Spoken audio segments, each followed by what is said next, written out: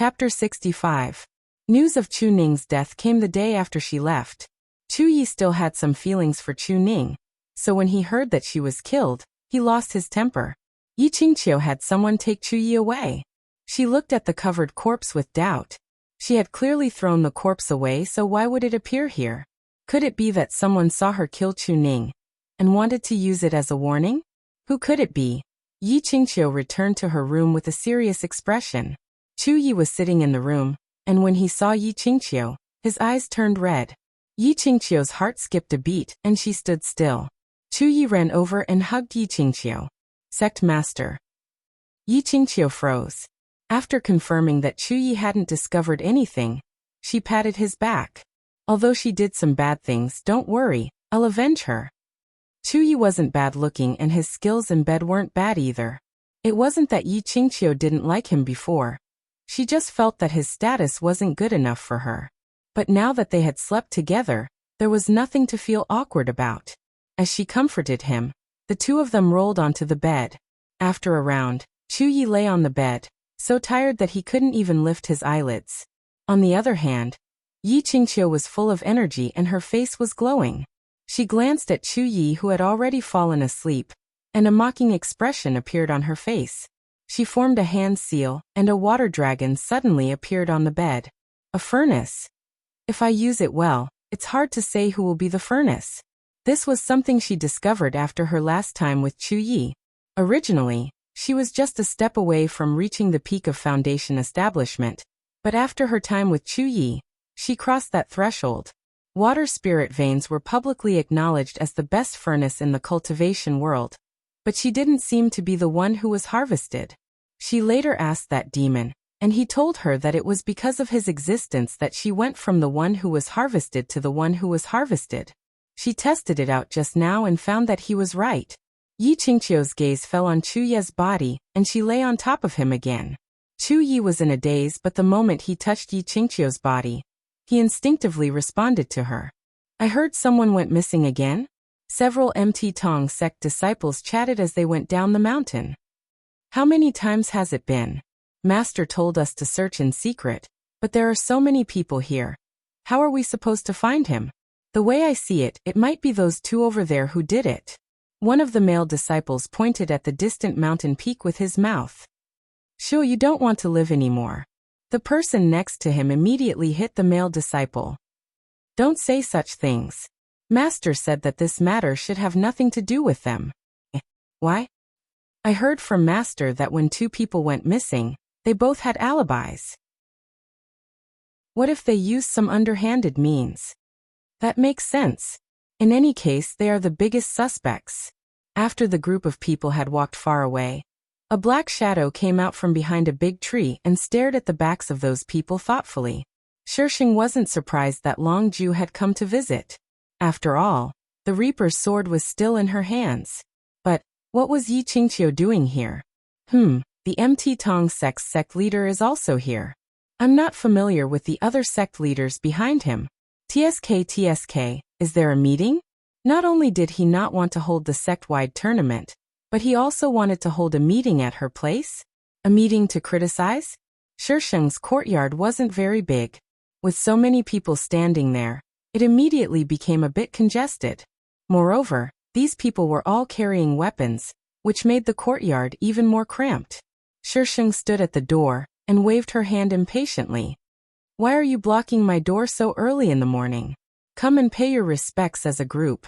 No need, we're not interested in such things. Everyone. Who's here to pay their respects?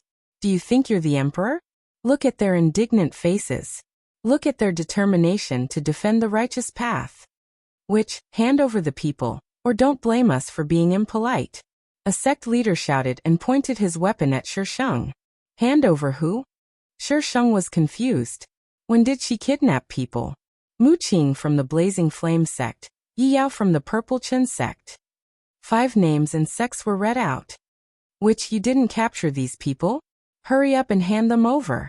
No matter how angry the people in front of her were or how indignant they were, Shisheng's face remained calm. After they finished yelling, she finally said slowly, I don't know them. Shangshu Fengxiai isn't by your side. I advise you to hand them over. Long Ju waved his hand to signal for everyone to be quiet. Those people are innocent girls. What have they done to offend you? Shisheng looked around. Feng Xi, who wouldn't be more than 10 steps away from her in the past, really wasn't by her side. Stop looking for him. He won't be back anytime soon. Shangshu, hand them over. Long Ju said coldly. I don't have them, but I do have a life. Do you want it? Come and get it. Shisheng's eyes curved into crescents. Which, I'll enforce justice on behalf of the heavens today. Let's go together and capture the witch alive. All kinds of spells were thrown at Shisheng as if they were free. Shisheng's black robe rippled with a layer of white light, blocking the spells. It's a sorcerer's robe. F***ck. She's wearing a magic weapon on her head. Curses rang out one after another. They hadn't seen her wear many things before. But now they realized that everything on her body was defensive, from small items like a button to large items like her clothes. Most of them were golden core cultivators, and there were also a few nascent soul cultivators. However, none of them could cause any harm to Shisheng. It was obvious how powerful those things on her body were. Perhaps they weren't magic weapons. If they weren't magic weapons, then they were immortal weapons.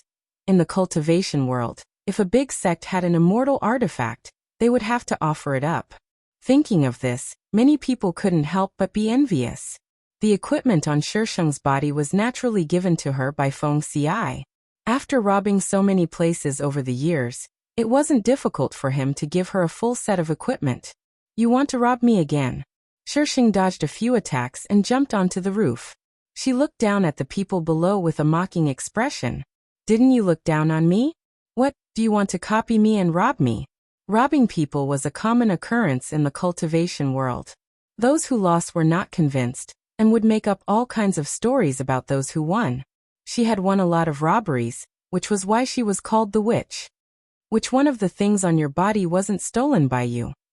Oh, so you're saying that you refined all the things on your body. I didn't know you were so powerful. I'm sorry for the disrespect. That sarcastic tone made that person unable to continue speaking. Only those people who were rich enough to make one's hair stand on end might have never robbed others of their belongings. If an ordinary person wanted a good weapon or a life-saving pill, which one would not need to rob? Even among the large sects, they would rob each other. * 1000 recommendation votes 1. There's another chapter to follow. Please vote. 2000 recommendation votes 2 more chapters. Chapter 66. Cut the crap. Hurry up and hand her over. This wasn't a good topic, so someone changed the topic back to the main point. I wasn't the one who captured her, but if you want to know who it was, I can tell you, Shisheng said with a smile. How could it not be you? That's right. Who else would do something like this besides you? Although these people were talking, their faces were filled with doubt. They didn't know what was going on either. They only heard Long Ju and the MT Tong sect master talking about it. Yi Qingqiu's heart sank. She looked up at Shisheng. Shisheng was looking at her with a mocking smile, but his eyes were as calm as a pool of stagnant water. This woman must die. Shangshu, are you still trying to sow discord between us? Yi Qingqiu stepped forward. She's stalling for time. Don't fall for it. With Yi Qingqiu's reminder, everyone snapped out of their daze. No matter what happened, she had done so much. Getting rid of her would be a great merit. But if Feng Xi came back, they didn't dare to imagine that scene. I'll hold her back. You guys set up the formation. Long Ju flew up and attacked Shisheng. Long Ju's cultivation was higher than Shisheng's. Even if Shisheng had a full body of top-grade equipment, he could only protect himself from injury. It was impossible for him to hurt Long Ju. Long Ju didn't use his full strength either. He only forced Shisheng to the center of the courtyard. Shisheng saw through his intentions and didn't dare to enter the courtyard. Just as he was about to leave, Yi Qingqiu suddenly appeared behind him and slapped him on the back. Shisheng staggered. Long Ju took the opportunity to send out a gust of wind and threw Shisheng to the ground. The moment he landed, he seemed to have touched something. A bright light shone and enveloped Shisheng. The figures outside swayed. F***ck. As expected, my cultivation is too low. Shisheng lowered her head to look at the clear stripes and flowing white light of the formation beneath her. She felt a bit stifled. She bit her finger and drew a blood talisman in the air. Her face was a little pale, but there was no panic in her eyes. She was still as calm as ever. After finishing the last stroke, the light disappeared. She could clearly see the people outside, and the people outside could also clearly see her. What is that? The sect leader of MT Tong sect looked at the blood talisman floating in front of Shisheng in astonishment. The woman in the array formation had her black robes fluttering in the wind. Amidst the austere atmosphere, she was so quiet that it was like she was in another world. The calmness in her eyes bordered on indifference, as if what they were doing was nothing more than a laughable one-man show in her eyes. Shisheng raised his index finger, and the people outside subconsciously held their breaths.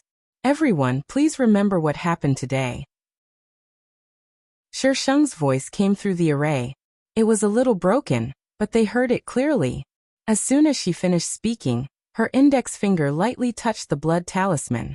The originally white array was instantly dyed blood red.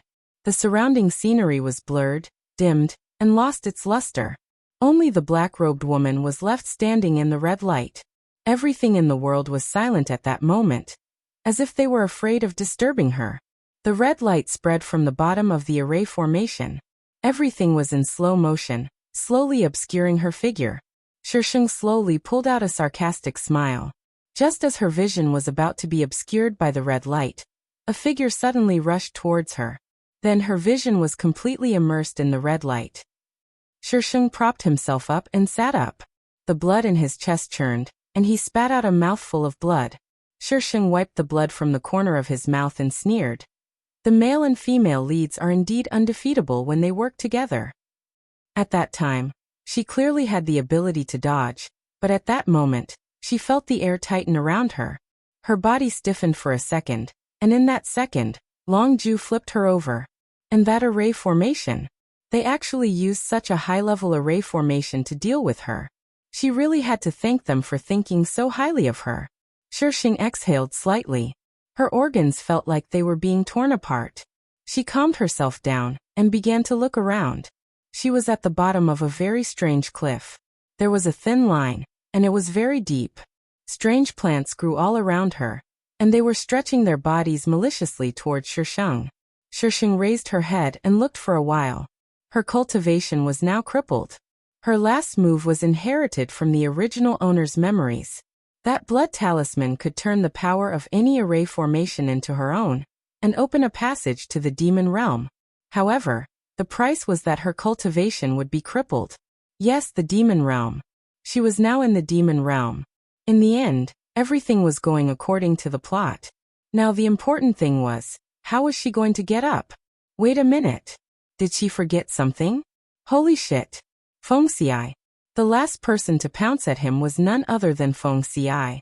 Logically speaking, he should have been repelled by the array, but Feng Xiai was not an ordinary person. He might have followed her. The array formation had a range. If he really came, he should be nearby.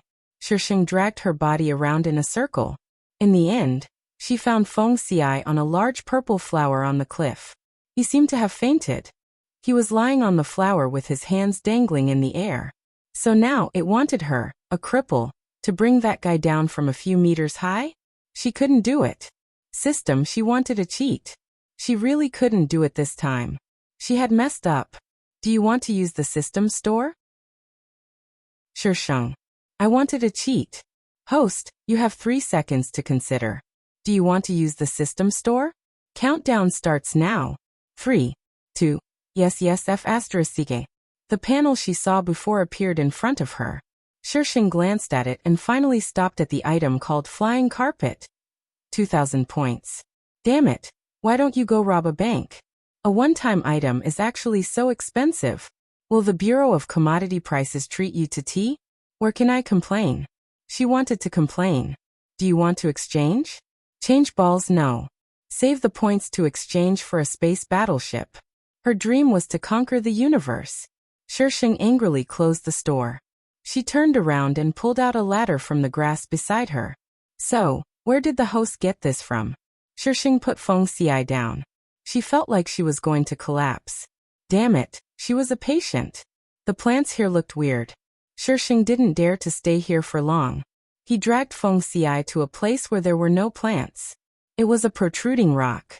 The space below was quite spacious. Shisheng put Feng Xiai down and sat on the ground, panting. Cough cough. Shisheng covered his chest and coughed a few times. The taste of blood filled his mouth. It was a really uncomfortable feeling. Host, I hope you can take this as a warning. The male and female protagonists are very lucky. You don't belong to this world. If you attack them, you will be severely punished. The system's cold voice sounded in Shisheng's mind. So, why is there a mission to take revenge on the male and female protagonists? Shisheng stared at Feng Xi's side profile and asked in a low voice. This is not something the system can choose. Host, you must remember not to attack the male and female protagonists directly. A cold glint flashed across Shisheng's eyes. She had suffered once, so she would remember. Asterisk 1000 recommendation votes. Second chapter 2000 recommendation votes and 2 chapters, begging for votes, begging for rewards, begging for collections, begging for reviews.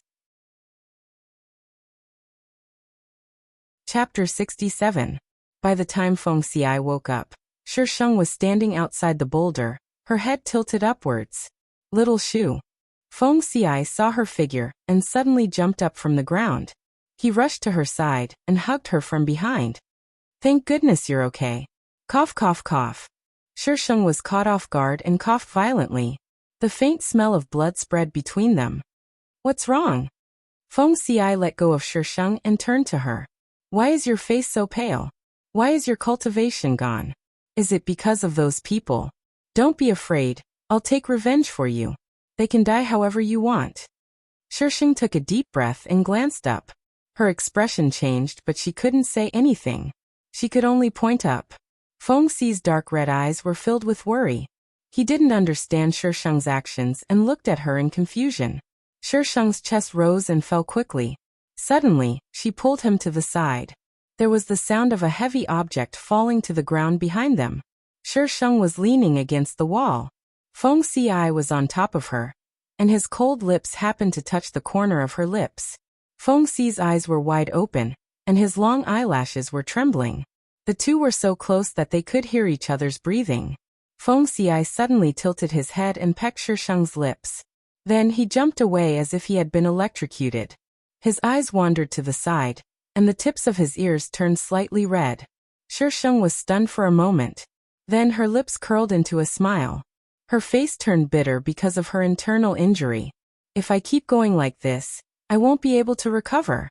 Help me. Shisheng reached out her hand to Feng Xiai. Feng Xi's face was red. He carefully supported Shisheng and didn't dare to look at her. Feng Xiai was very nervous. Would she be angry? Would she leave him? No matter, she could only stay with him. If she wanted to leave him, he would.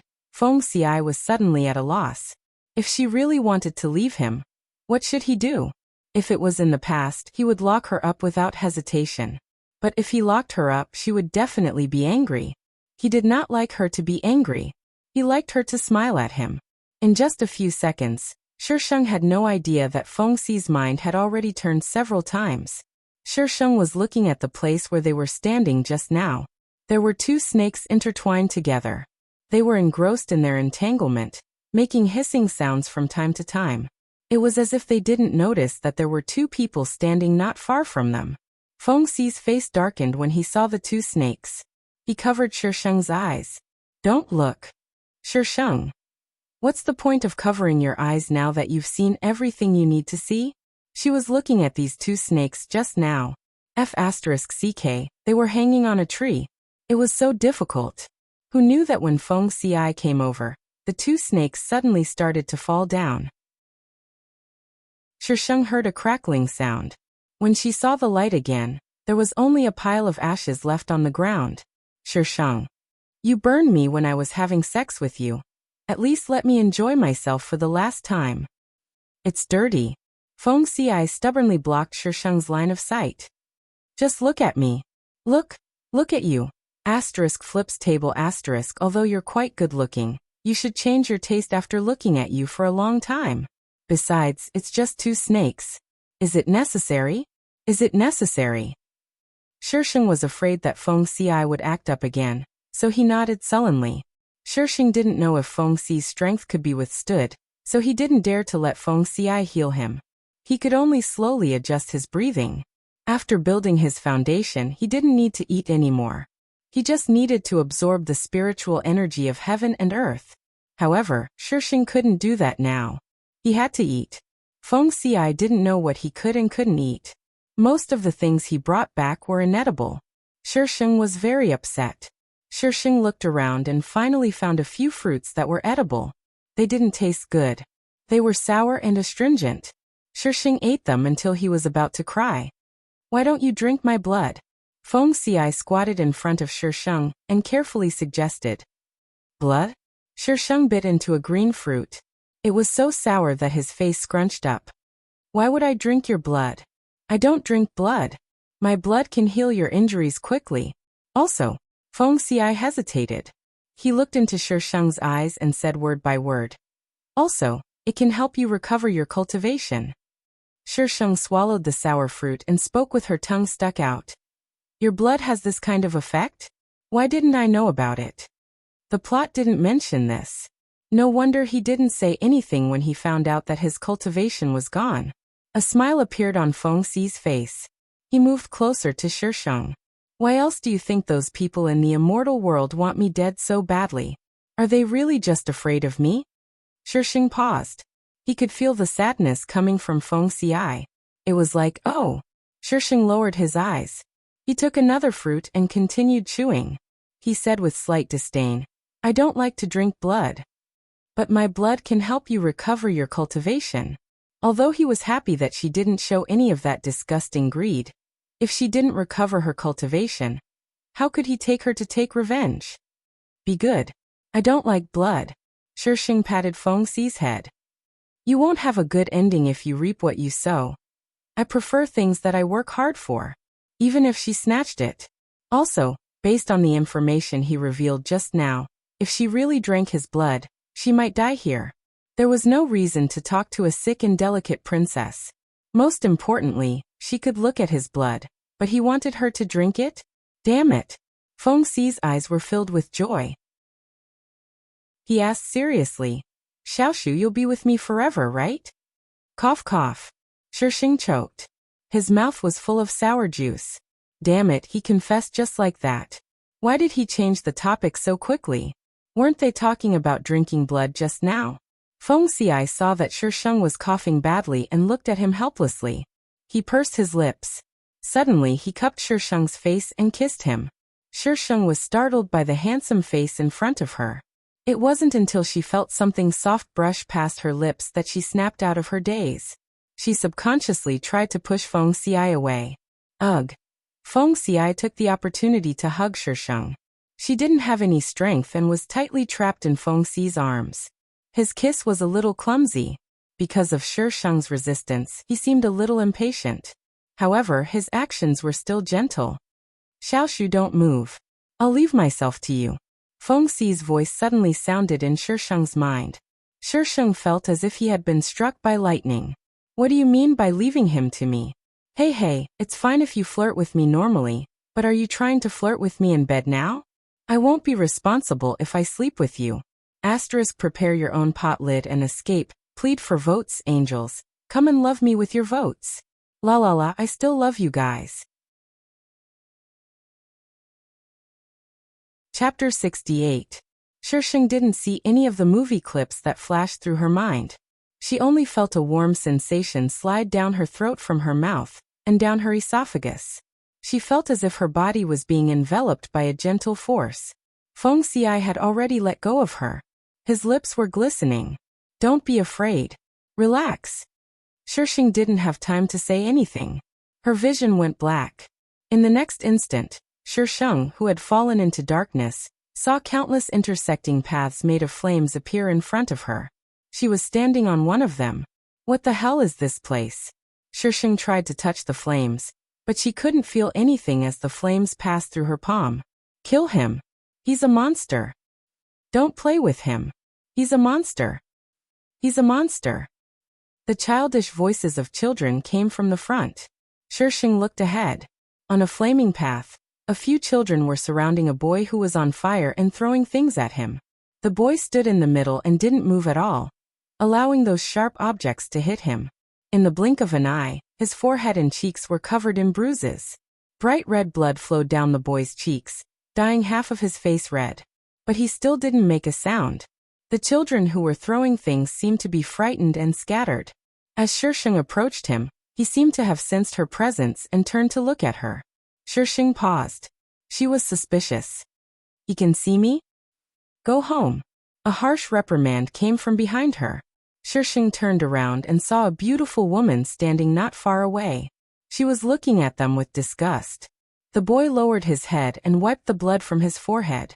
He walked step by step toward the beautiful woman. The scene suddenly blurred, and the two figures disappeared. "Even your biological parents don't want you anymore. You monster. Ha ha ha, look at him. Doesn't he look like an abandoned pet? If you weren't a monster covered in flames, we might have been merciful enough to take you home and raise you." Shisheng turned her head to look. On another flaming path, a slightly older child was squatting on the ground, hugging his knees as he stared blankly at the ground. After those people ridiculed him for a while, they actually began to throw things at him. Perhaps this was their pleasure. They had already prepared things on their bodies, which were very sharp stones. They threw them all at the boy's face. "A monster that no one wants. A monster that no one wants." The boy who had been quiet all this time suddenly stood up. His empty eyes were filled with ferocious hatred. The flames on his body surged and swept towards the few people. Two of them ran slowly, and were touched by the flames. They instantly screamed. The rest were frightened by this unforeseen event and ran far away. Curses and cries mixed together. The boy lay on the ground on his last breath. The flames on his body burned wildly, making him look like he was being roasted by fire. The scene changed again, and the boy had grown into a young man. The young man was imprisoned in a small world, and his expression was neither sad nor happy. "You're really a monster." A man in white clothes stood in front of the young man. His face was filled with ecstasy. As expected, danger and opportunity coexist. "Ha ha ha. This sovereign will dominate the immortal world in the future. It's only a matter of time before I unify all the realms." The man controlled a dagger and cut a bloody wound on the young man's wrist. The dagger didn't make it very far before it turned to ashes. The man's expression changed. "Your power has increased again." The man made a hand seal, and the chains rattled. The young man curled up into a ball, his face contorted in pain. "Monster, if you dare use fire again, you'll suffer." The man took some blood and left with a maniacal laugh. He didn't see the young man behind him raise his head and look at him. His gaze was so cold. It was like a pond in the dead of winter. Shisheng walked along the small path. He saw the boy's birth, his growth, his loathing, disdain, abandonment, and imprisonment. Finally, he broke out of his cocoon. He became the most special existence in the immortal world. Everyone wanted to kill him, but no one could. Shisheng stopped in his tracks. An unusual ripple appeared in his calm eyes. "Fengxi," she murmured. The next second she sneered. Flames danced in the depths of her eyes. The corners of her mouth lifted slightly, forming a faint arc. But that smile didn't reach her eyes. The path around her suddenly disappeared. She was standing in the middle of an endless sea of flames.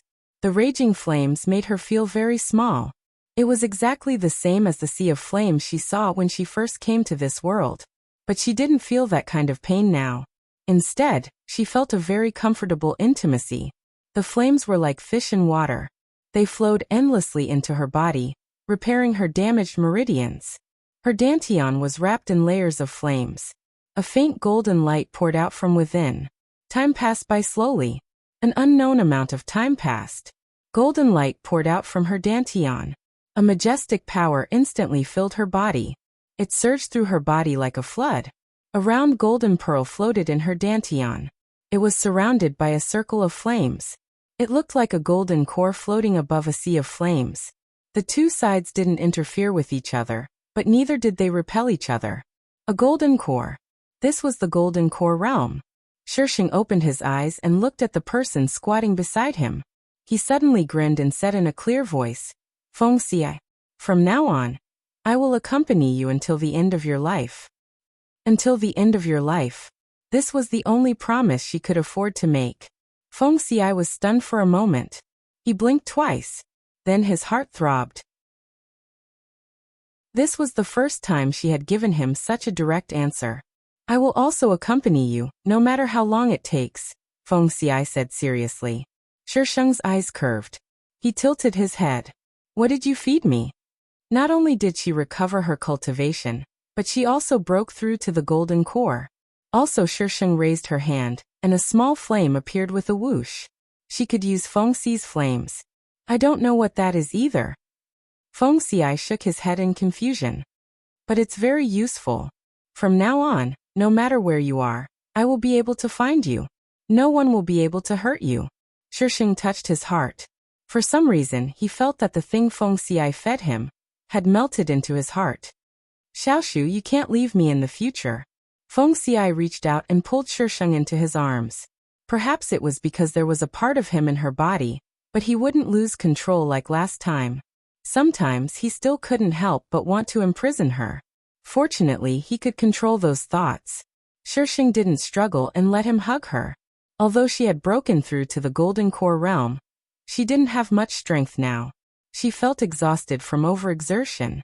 She didn't know if it was because of the thing Feng Xi fed her. Pleading for votes. There's a surprise with 2,000 recommendation votes. You guys are so filthy. Xiaosheng and Feng Xi are pure. Take the blame and escape. Don't hit me. It hurts.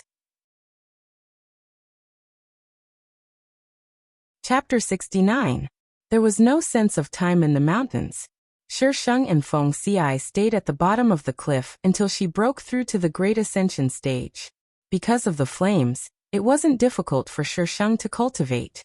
After the Great Ascension stage was the tribulation, which depended entirely on one's luck. After the Great Ascension stage, one's cultivation wouldn't increase significantly.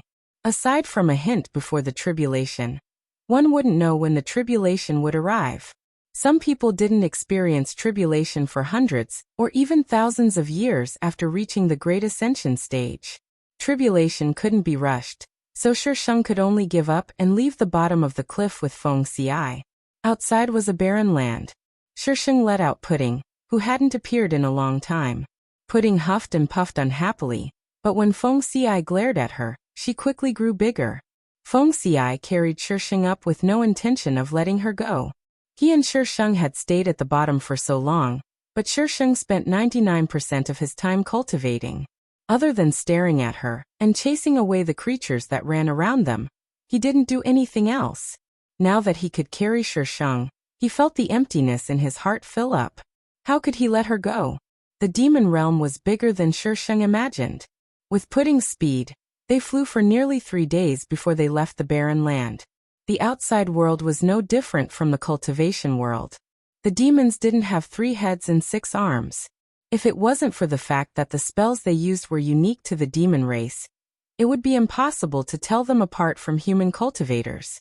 From what he heard from the demons, the seal on the demon realm hadn't been broken yet, so Yi Qingqiu should still be in the cultivation world.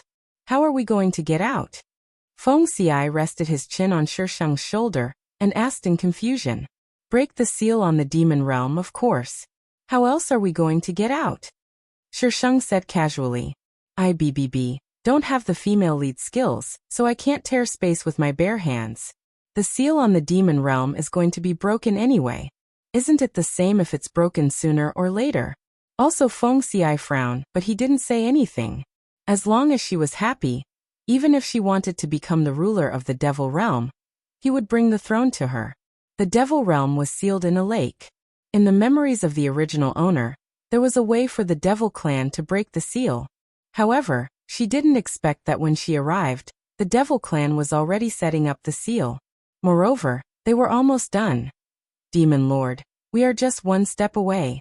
The demon disciple looked at the man standing in front of the lake with respect and fear. The man was dressed in a black robe embroidered with a totem representing the devil lord.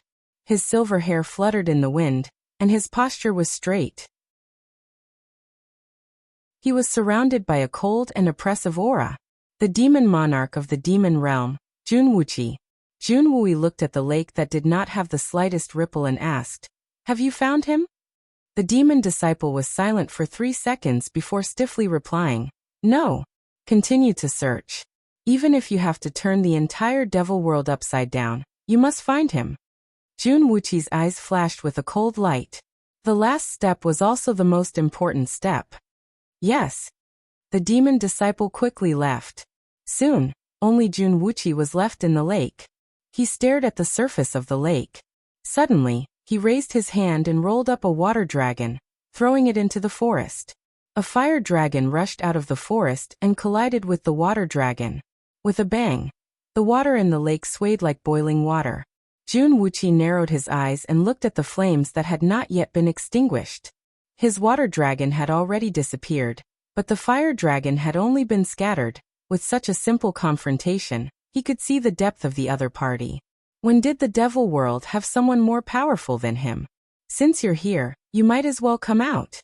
Since the other party did not kill him, it meant that they did not want to fight him. A woman in a black robe came out of the forest. Her appearance was gorgeous. The black robe on her body did not make her look dark at all. Instead, it made her skin look as lustrous as jade and her eyes were bright. She leisurely walked over with a smile on her face. However, there was not the slightest ripple in her eyes. Demon Lord. Shisheng smiled and took back the remaining flames in the air. Junwuchi narrowed his eyes even more. In his heart, he was more and more afraid of Shisheng. He was very sure that there was no such person in the devil world. Shisheng calmly sized up Junwuchi. This man was the demon lord of the devil world. At the same time, he was also the supporting male lead. When Junwuchi left the devil world, he met the female lead who came to check the seal of the devil world. Naturally, the two of them hooked up. The reason why the female lead could solve the problem of the devil world so quickly and successfully ascend was because of the help of the demon lord, Junwuchi. And now, Junwuchi was at a crucial moment in opening the seal of the devil world. He needed someone. Unfortunately, that person was her. "I don't like to talk nonsense. I can help you open the seal, but you have to promise me one thing." This seal required the blood of the original owner. As for the reason, Shisheng was not clear. Perhaps it was because of the plot? In any case, the world of novels could not be explained with common sense.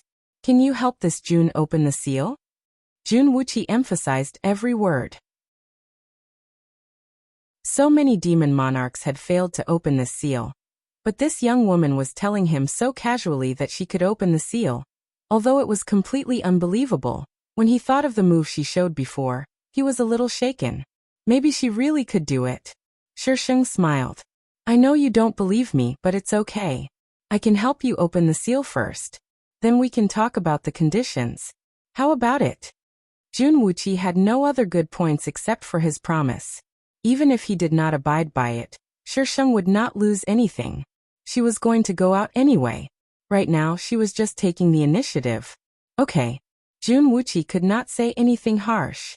After all, this woman's strength was there for all to see. Those flames that she could control and release freely gave him a very bad premonition. His premonition told him not to provoke her. Shisheng walked to the edge of the lake and turned his head. "Demon Lord, tell your people to get ready." Aren't you looking for me?" The corners of Shisheng's mouth twitched. Without waiting for Junwuchi's reaction, he pulled up his sleeve and drew a line of blood. Blood dripped into the lake and mist spread out. Only then did Junwuchi react. He hurriedly ordered the demons hidden in the dark to come out and surround the lake to cast spells. Seeing that it was about time, Shisheng covered his hand and quickly retreated from the encirclement. Almost at the same time, Feng Xiai appeared beside her. He pinched her wrist and asked nervously, "Does it hurt?" Shisheng casually pressed on the wound. "It doesn't hurt." This small injury, compared to the previous injuries, was simply a drop in the ocean. Feng Xiai stopped her and raised her wrist to his lips. The tip of his tongue lightly licked the wound. A cool feeling spread from the wound. When Feng Xiai finished licking the blood off her wrist, there was no longer any wound on her wrist. It was as white as jade. "There won't be a next time." Feng Xiai pulled her sleeve back down. His expression was gloomy. I don't like it when you get hurt. You can't hurt yourself. Shisheng. If I don't cut my wrist, how am I going to go out? I'm not the female lead. I don't have the ability to tear space with my bare hands, okay? Asterisk, don't be confused about why the female lead is so awesome. If you don't like this kind of story, you can choose to cross out, I don't write growth-type female leads. I won't say that I'll fail if I write growth-type female leads. This is not Chengjiangwan. This is not Chengjiangwan. This is not Chengjiangwan. Nonsense 3 times. Alright Cherub, let's vote. 2,000 votes. Chapter 70. Purple Bamboo Mountain. The place where the demon world was sealed. The bamboo here was purple, and was said to be immortal bamboo. The bamboo on the entire mountain was planted according to a formation used to seal the demon world. Many people from the cultivation world were gathered here, led by the Misty sect and the MT Tong sect. It had been 400 years since Shisheng disappeared. In these 400 years, Yi Qingqiu had once again developed the Misty sect into the #1 cultivation sect in the cultivation world. It was the kind of sect that others could only look up to. Sect Master Yi. Are we just going to watch the demons come out? A man in a green Taoist robe looked at the woman surrounded by the crowd. Yi Qingqiu's expression was cold, and she looked like a cold goddess, causing many people to look at her. Otherwise, what other brilliant ideas do you have, Sect Master Lin? Yi Qingqiu's red lips parted slightly. Her every movement carried the aura of a superior. She was already in the Mahayana realm, so she naturally didn't need to care about anyone's opinion. Sect Master Lin scratched his head awkwardly. If he had a brilliant idea, would he still need to ask her? But she was now a Mahayana realm cultivator and the Misty sect's sect master, so he could only back off awkwardly.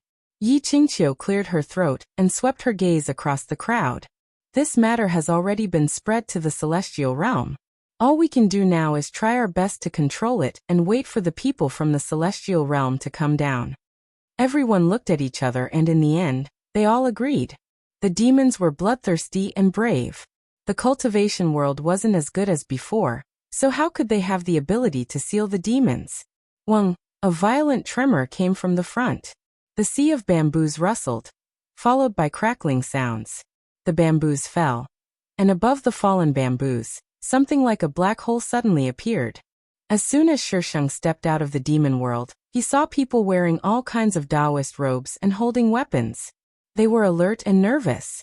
With the swaying purple bamboo in the background, they looked quite solemn and imposing. This formation was even grander than when she went to the MT Tong sect to participate in the sect competition. Shisheng and Feng Xi walked in front while the demons followed behind. From afar, it looked like they were leading the demons out.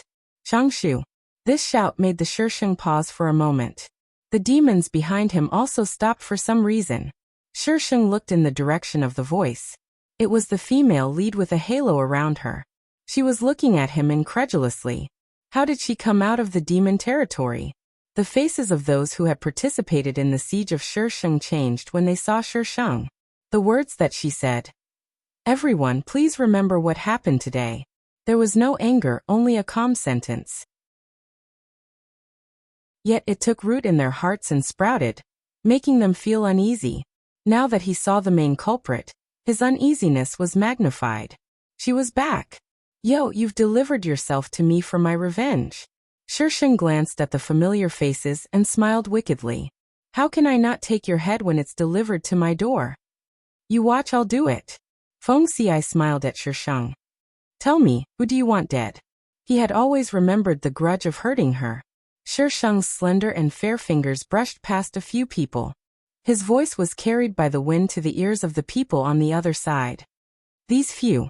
Almost as soon as Shisheng's fingers brushed past them, the bodies of those who were touched burst into flames. Miserable screams rang out one after another. Only when one of them fell to the ground did the others retreat in fear. On the empty field, for people on fire rolled on the ground. They howled in pain and reached out to the people standing there for help. However, no one dared to reach out to help. Are there any more? Feng Xi didn't burn those people to death. Not for now. Shisheng shook his head. It wasn't that there weren't any more. It was just that she didn't see any of the remaining people. They probably didn't come. Shangshu, you actually degenerated into a demon. Yi Qingqiu stared at Shisheng with deep hatred. Shisheng curled his lips disapprovingly. You're the one talking. As long as you're happy. Yi Qingqiu. How was she supposed to respond to that? It would have been fine if she retorted. At least she could have questioned her righteously. However, she had an expression that said, whatever you say, whatever you think, I don't care at all. You guys. Shisheng turned to look at the demons behind him. What are you standing there for? Are you waiting for them to commit suicide in front of you? Have you sealed your brains for so long that you've gone stupid? Damn it, this is great. I've become the salt substitute of the demon race. If I don't collect some interest, how can I live up to my title? The demons seemed to have been awakened. They roared and charged at the humans. The two sides were in a mess. Shisheng would occasionally give orders to the demons, and for some reason, the demons would obey. From the looks of it, it really did look like Shisheng was leading the demons. When the demon monarch, who was still in the demon realm, received the news, his handsome face twitched a few times. This woman really doesn't hold back when she uses someone else's power. I, the demon monarch, am still here. In the first confrontation between the demons and the cultivators of the cultivation world, Shisheng won with his shameless command and forced the demons to retreat. The demons then took over Purple Bamboo Mountain and made it their base of operations. Shisheng retreated after his success, hiding his achievements and fame. After leaving Purple Bamboo Mountain, Shisheng took Feng Xiai and swept through the sects that had participated in the attack on her, causing the entire cultivation world to be in a state of panic. The saying, the front yard is lost and the backyard is on fire, was a description of the current situation. The demons were preparing to launch a large-scale attack, but their own territory was being turned upside down by Shisheng. Shisheng wanted to see Yu Xiao, so his last stop was naturally the Misty Sect. When she arrived, the Misty Sect had received news from somewhere, and was waiting for her in full battle gear. And very good. This is very fitting of my style. Uncle Master. Shisheng had just struck a domineering pose, but before he could say his lines, he was interrupted by a voice. A woman in a purple Taoist robe rushed down from the mountain and pushed aside the disciples in the front row. Uncle Master, it's really you. Oh, you're finally back. I missed you so much. Lin Yi opened her arms and flew toward Shisheng. Just as she was about to give Shisheng a bear hug, Feng Xiai snorted and raised his leg to kick her. Black lines appeared on Shisheng's face as she pulled Feng Xiai back a step, causing Lin Yi to miss. She stumbled to a spot slightly behind Shisheng. Lin Yi turned her head and said with an aggrieved expression, Uncle Master, you're not hugging me anymore. Shisheng. If I hug you, you'll have to experience the romance of you're the wind and I'm the sand. Okay? Uncle Master, did you come back to see me? Lin Yi felt aggrieved and immediately changed the topic. Uncle Master, where have you been all these years? Uncle Master heard that you're already a Mahayana realm expert? Uncle Master, you're amazing. Blah blah blah. There are too many questions. I choose to die. According to Lin Yi, Heaven's Edge Peak was also going to participate in the sect tournament, but Yi Qingqiu left them and Yu Xiao behind because the sect couldn't be left unguarded. That was why she missed the chance to meet Shisheng. Asterisk recommendation votes. 2000 la la la, love me. Chapter 71. Because there were acquaintances, the fight didn't happen and Shisheng was invited into the Misty Sect by Lin Yi. Even if some people were angry, they didn't dare to show it. Yi Qingqiu wasn't in the Misty Sect and Lin Yi was the direct disciple of the Heaven's Edge Peak's Peak Master and his wife. How could they dare to provoke her? Most importantly, they couldn't beat her. Well, even if they could, Lin Yi would bring the Heaven's Edge Peak's Peak Master to cause trouble in the blink of an eye. This was the epitome of shamelessness. Master left. Shisheng didn't expect this at all. Yu Xiao had left the Misty Sect and the current Heaven's Edge Peak's Peak Master was Bai Lang. Yes, when the matter about you spread, Master left. At first he would send back news but later on there was no news. Martial uncle, what happened in the MT Tong sect? Why did those people say you were cultivating an evil technique? Cultivating an evil technique? Shisheng raised his brows. Tell me, what did they say about me? After she used that method to leave, Longju and Yi Qingqiu somehow got into a fight, and the two even fought. Later on, Longju returned to the immortal world and Yi Qingqiu returned to the Misty sect. The rumors about Shisheng also spread after that. They said she caught a female disciple with a water spirit root and was cultivating an evil technique. Later on, she was discovered and was surrounded by various large sects, but she actually escaped. At that time, there were many people looking for her all over the world. Yi Qingqiu and Longju fought. The male and female leads actually fought. It seemed like her dream of making the male and female leads hate each other wasn't just a pipe dream. Yes, Lin Yi scratched her chin. I heard from the people sent by MT Tong that it was for Chu Ning. I don't know the details. She didn't even know who Longju was. No, Martial Uncle, your focus is wrong. Chu Ning, when she carried Yi Qingqiu's body back, it took a lot of effort. She only wanted to cause trouble for Yi Qingqiu and didn't want to use Chu Ning for anything. Then what happened? Longju and Yi Qingqiu actually fought over Chu Ning? Shisheng learned a lot from Lin Yi. For example, Yi Qingqiu had many male cultivators by her side over the years, and all of them had that kind of relationship with her. Right now, all the male disciples of the Misty sect were aiming to climb into Yi Qingqiu's bed. As long as the male cultivators were related to Yi Qingqiu, their cultivation would be much higher than ordinary disciples. Another example was by Lang marrying his disciple, Lin Yi. Where's Chu Yi? Chu Yi? Lin Yi frowned as if she was trying to recall something. After a while she said, Chu Ning's brother Chu Yi? He has been dead for more than 300 years. Speaking of which, his death was quite tragic. As the female lead's first man, he died just like that? This doesn't make sense. At that time, Yi Qingqiu even purged the Misty sect because of this matter, except for our Heaven's Edge peak. Lin Yi suddenly paused and looked at Shisheng in shock. She was using this matter to eliminate her dissidents. No wonder Master didn't allow her to go out at that time, and didn't allow her to inquire about this matter. Lin Yi had experienced many things over the years, so her thoughts were naturally different from before, and she could see things more clearly. Shisheng patted Lin Yi's shoulder, but as soon as his hand landed he felt a cold gaze from the side. Shisheng's hand paused and he withdrew it without a trace. Scared me to death. Yu Xiao wasn't around, so Shisheng met with Bai Lang. From Bai Lang he learned that Yu Xiao might have already gone to the immortal realm. So Shisheng didn't stay any longer. He'd already gotten his revenge and wouldn't be able to ascend for a while. So Shisheng could only sit on pudding and watch the demons and human cultivators fight. This kind of great battle was rare, but it would be even better if it developed into a great battle between immortals and demons. Shisheng secretly pondered if there was a way to make the immortal and demon armies fight. Then she could take the opportunity to kill the immortal emperor and push Feng Xi to the throne. With Feng Xi's martial strength, he should have no problem fighting the entire immortal realm. Are you kidding me? Do you think I'm joking? Feng Xi had swaggered around the immortal realm for so many years, but the immortals of the immortal realm couldn't do anything to him. So it could be inferred that his martial strength was enough to fight the entire immortal realm. What's so good about them?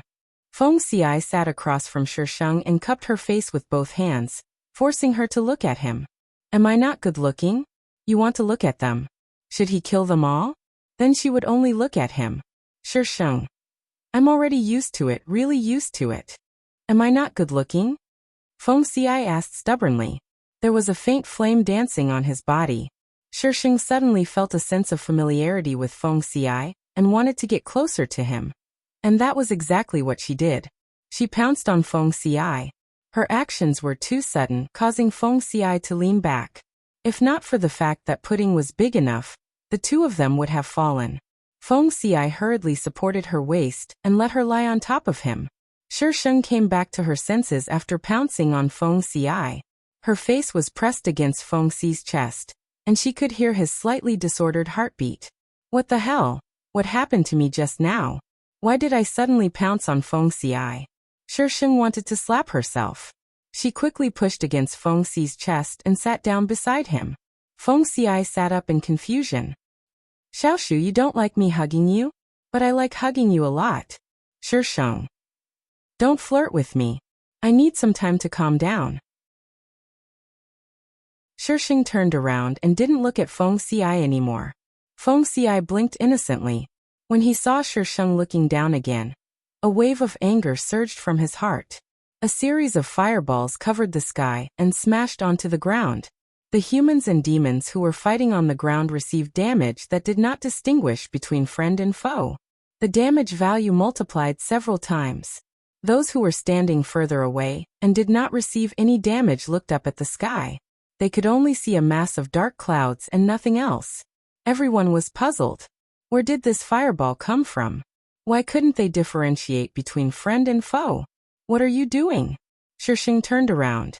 They're not good looking. Feng Xi snorted. They're ugly and weak. They can't protect Xiaoshu. I'm the only one who can. I know you're the best looking. Can I stop looking? Shisheng held his forehead speechlessly. He inched toward Feng Xi helplessly. Let nature take its course. Feng Xi nodded in satisfaction. He retracted the fireballs he was about to throw. Shisheng narrowed his eyes and watched his actions. Whenever Feng Xi used those flames, she would have a strong desire to get closer to him. Just a little closer. Shisheng only felt a little helpless about this feeling of being controlled. He didn't dislike it. If this was in the past, her first reaction would have been to kill Feng Xi to prevent future troubles. She didn't like having someone else control her. But now, she actually wanted to let nature take its course. Shisheng chuckled. He took the initiative to move closer to Feng Xi and found a comfortable position. With her back facing Feng Xi, he couldn't see her line of sight. Naturally, he wouldn't know where she was looking. Asterisk recommendation votes 2000 second update. Do you think I'm getting cuter and cuter? Chapter 72. Yi Qingqiu's tribulation was definitely a spectacular sight. The battle in the distance had even called for an intermission. Many people flew towards the lightning tribulation, wanting to see who was undergoing tribulation. However, when they arrived, they only saw two figures, one black and one white, standing on top of a tree. The person undergoing tribulation was nowhere to be seen. However, the purple lightning bolts that were as thick as an arm continued to strike down, proving that the person undergoing tribulation was here. The demons were slower to arrive, but the one who arrived was the demon monarch. He immediately saw the two eye-catching figures. His eyes flashed, and he flew to the top of a tree next to Shisheng. Shisheng glanced at him, and then looked away. Feng Xi, on the other hand, was itching to set fire to Jun Wuqi. Shisheng didn't say anything, so Feng Xi could only think about it in his heart. Or perhaps he would wait until Shisheng wasn't looking to make a move. Miss Shang, are you interested in joining my demon world? Shisheng turned his gaze back to Jun Wuqi and said thoughtfully. What does the demon monarch see in me? Her condition with the demon monarch was very simple. If he met Yi Qingqiu in the future, he couldn't help her. Logically speaking, they had already settled the debt. Even if Jun Wuqi broke the contract, it wouldn't affect Shisheng much. He would just have one more enemy. Why did Jun Wuqi suddenly invite her to join the demon world? Did he get hit in the head? Miss Shang is very powerful. Jun Wuqi's praise wasn't fake at all. He had specially investigated her background. She was a disciple of the Misty Sect's Heaven's Edge Peak 400 years ago. Later, she left the Misty Sect and stayed in the cultivation world for 10 years. She was very famous and everyone wanted to kill her. Later, she disappeared for unknown reasons and finally appeared in the demon world. Most importantly, her cultivation was at least at the Mahayana realm. What reason did he have to not invite such a person to join the demon world? I also know that I'm very powerful. So, you're not humble at all. There's no way we can talk. Jun Wuqi coughed to cover up his embarrassment. If Miss Shang joins the demon world, I promise you that you'll be second only to one person. How about that? Third to one person? TSK, this demon monarch is really going all out. What does he see in me? Beauty? Ability? It must be because of her beauty. The second female lead's appearance was top-notch. It was to complement the phrase femme fatale. Therefore, Shang Shu's appearance was definitely not bad. He had not expected the demon lord to be such a demon lord. After Shang finished his imagination, he adjusted his facial expression and said seriously, "Devil King, thank you for your compliment, but I'm not interested in being under one person." She paused for a moment before breaking into a grin. "My goal is the Sea of Stars. I mean the immortal realm." When Jun Wuqi heard the first half of the sentence, he thought that she was the kind of person who didn't like to be restrained. Who knew that she would throw out such a sentence in the next second? Jun Wuqi's body tilted, and he almost fell from the tree crown. What a boastful woman. The moment he opened his mouth, he mentioned the location of the celestial world. He was even more arrogant than him. However, he liked it. Presumably, we will have the opportunity to cooperate in the future. Jun Wuqi smiled meaningfully. Shisheng blinked. Cooperating with Jun Wuqi? This man is too shrewd. I won't stay with this kind of person who conspires all day long. Who knows when I'll be eaten by him, and he won't even spit out my bones. Shisheng responded vaguely. Jun Wuqi pretended not to see through her perfunctory response. He told her that she could look for him if she needed anything, then returned to the demon race's territory. You want the immortal realm? Once Jun Wuqi left, Feng Xiai asked, "Do you like the position of the immortal emperor?" "Like my ass. I'm doing it for you. If Xiaoshu likes it, I'll give it to you," Feng Xiai said seriously. "Even if you want to be the master of the 5 realms, I'll bring it to you. You just need to stand by my side and look at me." Shisheng. "It's all a trick. Calm down, isn't it just being teased? What kind of situation have I not seen before? We've already kissed, it's just teasing. Calm down.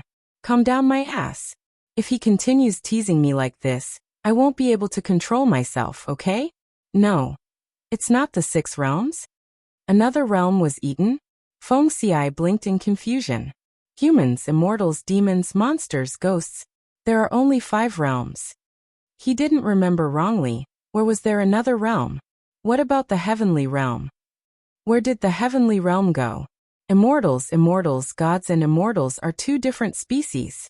Xiaoshu, you don't know? Feng Xi's expression was a bit strange. The god race fell during the ancient times. There's no heavenly realm anymore. Is this the background setting? Shisheng tried hard to recall, but realized that the plot didn't mention the heavenly realm at all. The female lead's journey ended at the immortal realm. Damn, the god race is gone? The demon race is still around? This background setting is poisonous. The god race and the demon race are the official couple. While Shisheng and Feng Xiai were discussing historical issues, Yi Qingqiu had already finished her tribulation. Golden light pierced through the dark clouds and shone on her body, followed by the sound of ethereal celestial music. Yi Qingqiu appeared in the sky along with the celestial music. She was in a sorry state, but it didn't affect her temperament at all. She was like a cold and noble celestial maiden from the immortal realm, looking down on the world with her chin held high. Sect Master, it's Sect Master. Sect Master succeeded in her tribulation. The disciples of the Misty Sect were the most excited. Sect Master ascended. Sect Master is so powerful. Long live Sect Master. Although the others had guessed that it was Yi Qingqiu, they still panicked when they saw it with their own eyes. Not only did a woman lead the fallen Misty Sect to stand above their heads, she even ascended. Their ancestors had been waiting for the stars and the moon to pass their tribulation, but they couldn't. Yet she ascended not long after entering the Great Ascension realm. How infuriating! Yi Qingqiu stood in midair, her gaze sweeping over the people below before finally landing on Shisheng. A hint of killing intent flashed in her eyes. She was now an immortal, so she didn't believe that she couldn't kill Shang Shu. So the heavenly realm can't beat the demon realm? That's too weak. She's about to make her move. Feng Xiai suddenly interrupted Shisheng. Shisheng raised his head to look at Yi Qingqiu. Just as he raised his head, Yi Qingqiu suddenly moved. Her figure suddenly disappeared in the air, and when she reappeared, she was half a meter away from Shisheng. Two arcs of light shot out from Yi Qingqiu's direction, carrying an oppressive aura. Feng Xiai narrowed his eyes and blocked Shisheng with a wall of fire. The arcs of light hit the wall of fire and bounced back in Yi Qingqiu's direction. Yi Qingqiu pushed off the ground with the tip of her foot and rose into the air, dodging the two arcs of light. Her body flashed and she landed behind Shisheng. The same arcs of light shot out again, but this time they were mixed with some black qi. Boom! The sound of thunder suddenly rang out as dozens of lightning bolts fell from the sky. Half of them were aimed at Yi Qingqiu. Only two of them landed on Feng Xi's wall of fire. Although the wall of fire wasn't split open, the flames covering it seemed to have been suppressed, causing the flames to wither. Shisheng looked at the lightning bolts that struck Yi Qingqiu in confusion. Is this retribution? Has the intelligence of the heavenly Tao come online? Asterisk about putting it up for sale. Don't ask me why I put it up for sale. It's because authors are humans too. They need to eat tea. This is the same as working for a salary. Would you work for your boss for free? I know there are a lot of people out there who are reading books and might not have money. I can understand you, but can you please understand the author? Can you please not scold her? You'll be very sad. This book is a single subscription. It's the kind that requires a chapter-by-chapter subscription. All subscriptions have the same price. 1,000 words is 5 cents. Mine is 2,000 per chapter, which is 10 book coins. $1 is equivalent to 100 book coins. In other words, for $1, you can subscribe for 10 chapters. It's very cheap, isn't it? It's the money to eat a popsicle. It's the money for 2 packets of 5-cent spicy popsicles. The subscription price in the entire bookstore is the same. The price is the same. The price is the same. The price is the same. Important things have to be said 3 times. If you notice that the book coins used in other books are different, it's because the number of words is different. Some authors use 1,000 words per chapter, and it's gone after a few pages. You can clearly see this when you flip the pages. The author's word count doesn't count. Some cherub accounts might have a high V account and have a discount, so it's cheaper. High V accounts that have been recharged will have a VIP level. It's the same as QQ VIP members. Thank you for your support. Thank you.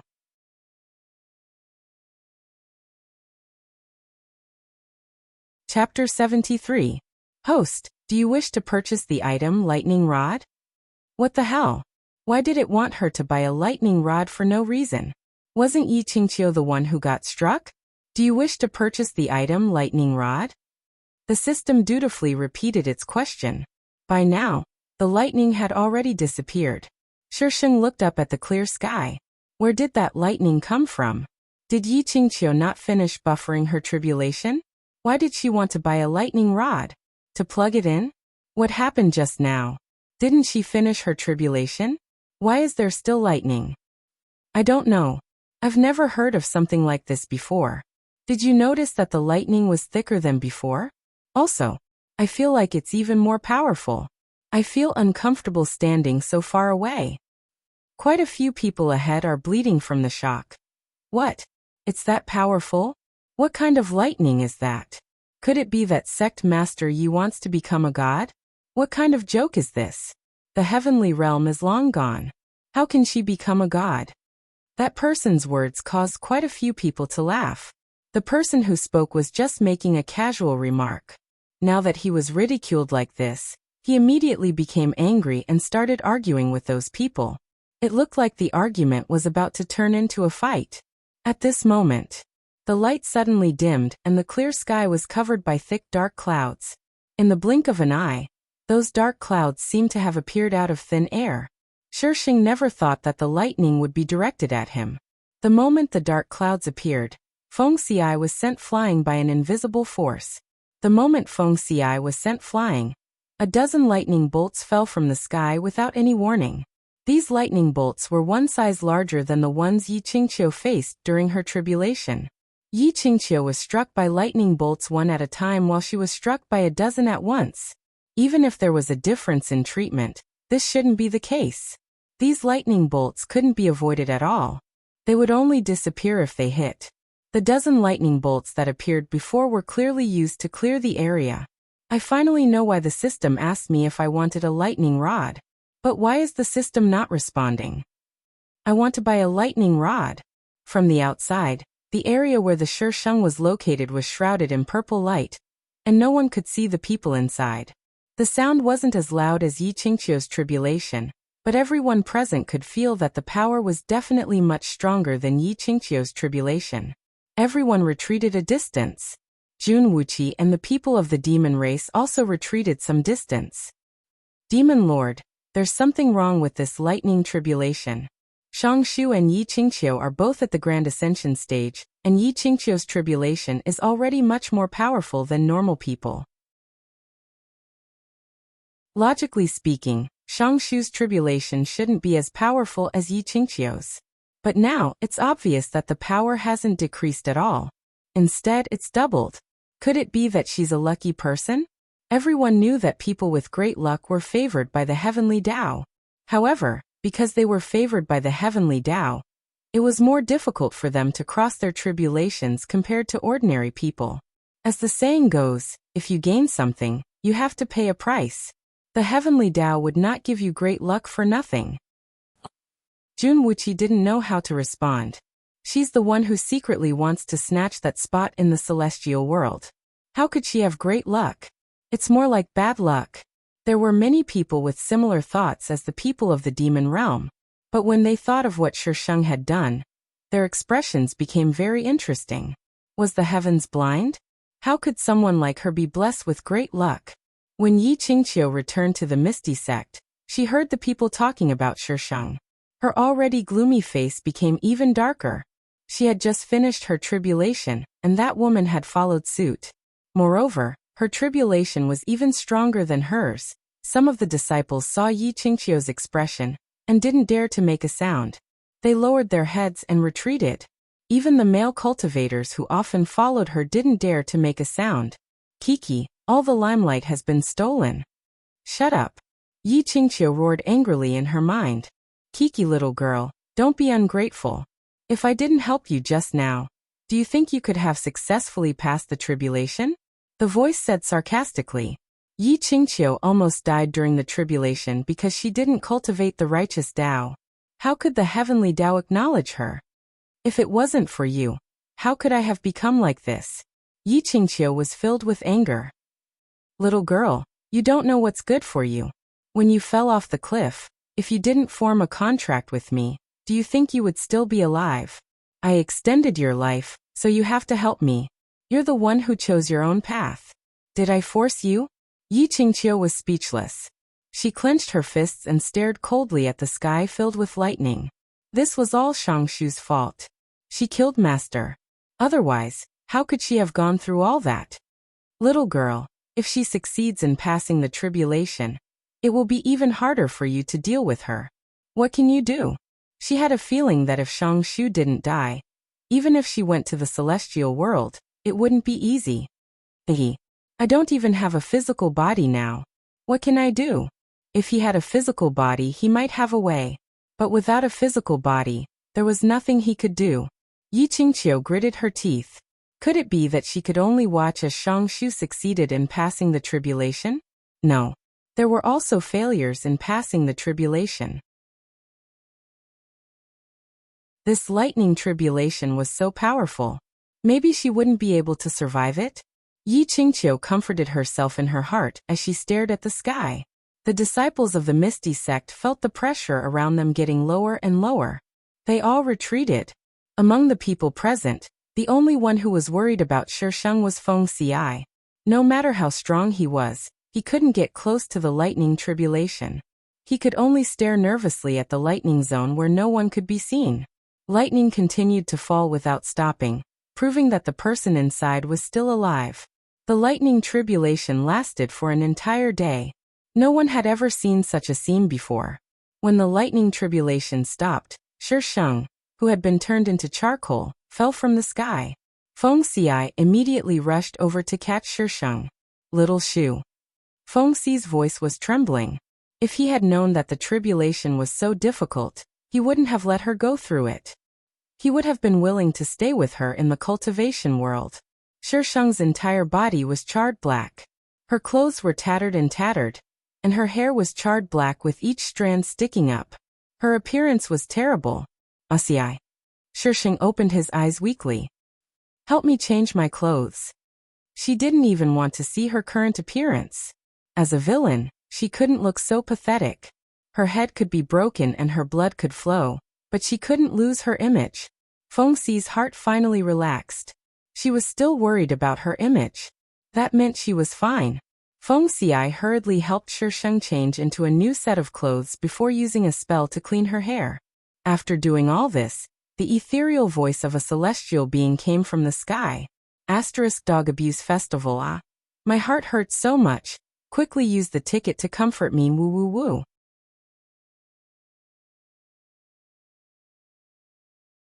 Chapter 74. The moment the celestial music rang out, Shisheng felt his primordial blood come back to life. F***ck, this is taking half of my life. That little bitch system, it didn't even warn me. It kept telling me to buy some lightning rod. It must have predicted that I wouldn't buy it, right? It must have done it on purpose. Host, you're the one who didn't listen to me. How was it its fault again? Would it come out if nothing happened?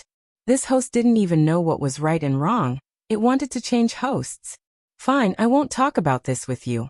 Tell me, are you trying to kill me with this tribulation? Even Yi Qingqiu's tribulation wasn't as serious as hers, so why was it like a clockwork that couldn't be stopped?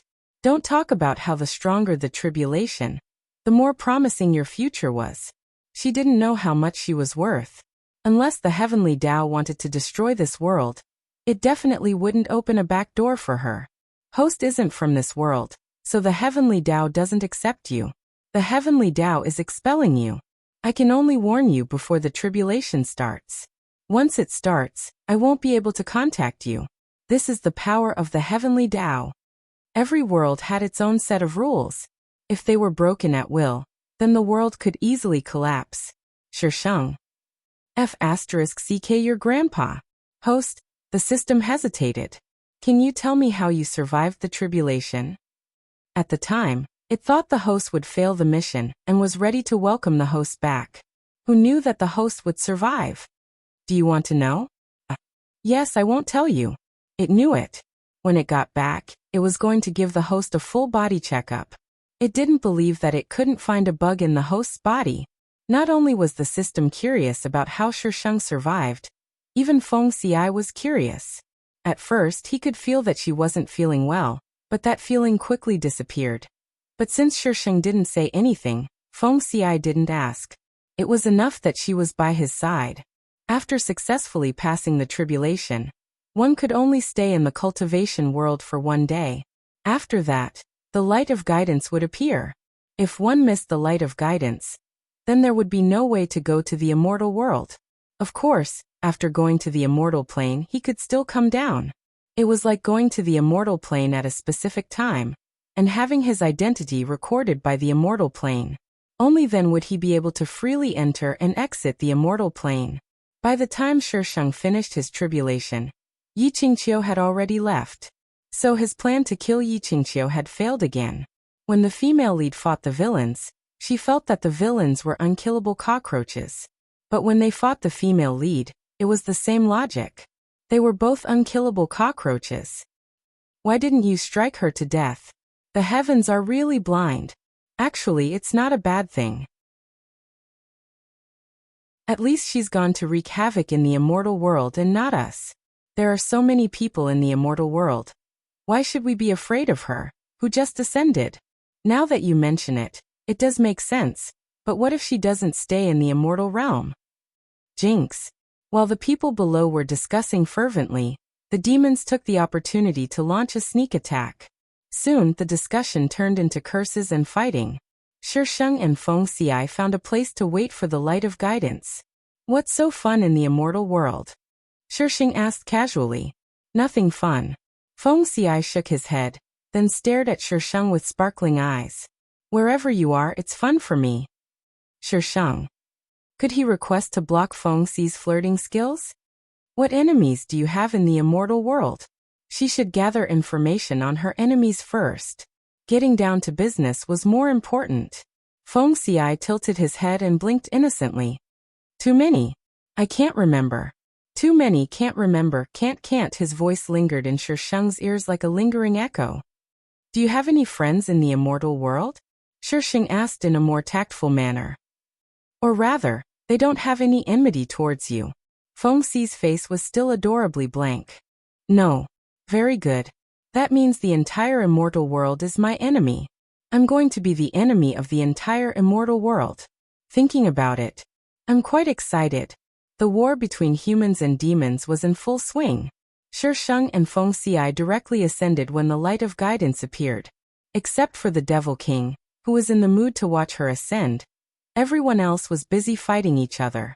At most, they would glance at her from the corner of their eyes. Miss Shang, the door to the devil world will always be open for you. What responded to Jun Wuqi was an overwhelming flame. Jun Wuqi dodged it in a slightly embarrassing manner, but the demons around him were not so lucky. Not even ashes were left of them. A voice faintly fell from the sky. Claire, why are you setting fire again? He wants to rob you. Then why don't you burn him to death? He dodged too quickly. I'll go back and kill him. Jun Wuqi's body trembled. He had only said a few words. Did she have to kill him? He looked up at the sky. The two people were shrouded in the light of guidance, and their figures were hazy.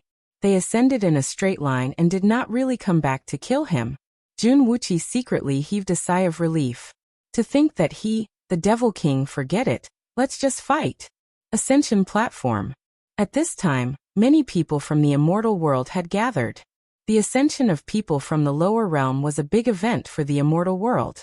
After all, what the immortal world lacked the most was immortals.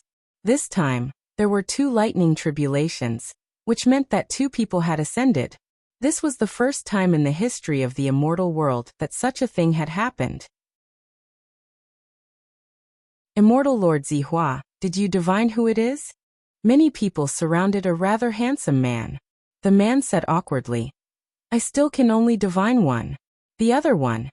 Even Immortal Lord Zihua can't divine. Immortal Lord Zihua was famous in the immortal world for his ability to divine. He could even divine a few things about the immortal emperor. How could he not divine a person who had just ascended? This is strange. I want to see who it is. It's coming. There's movement in the welcoming array.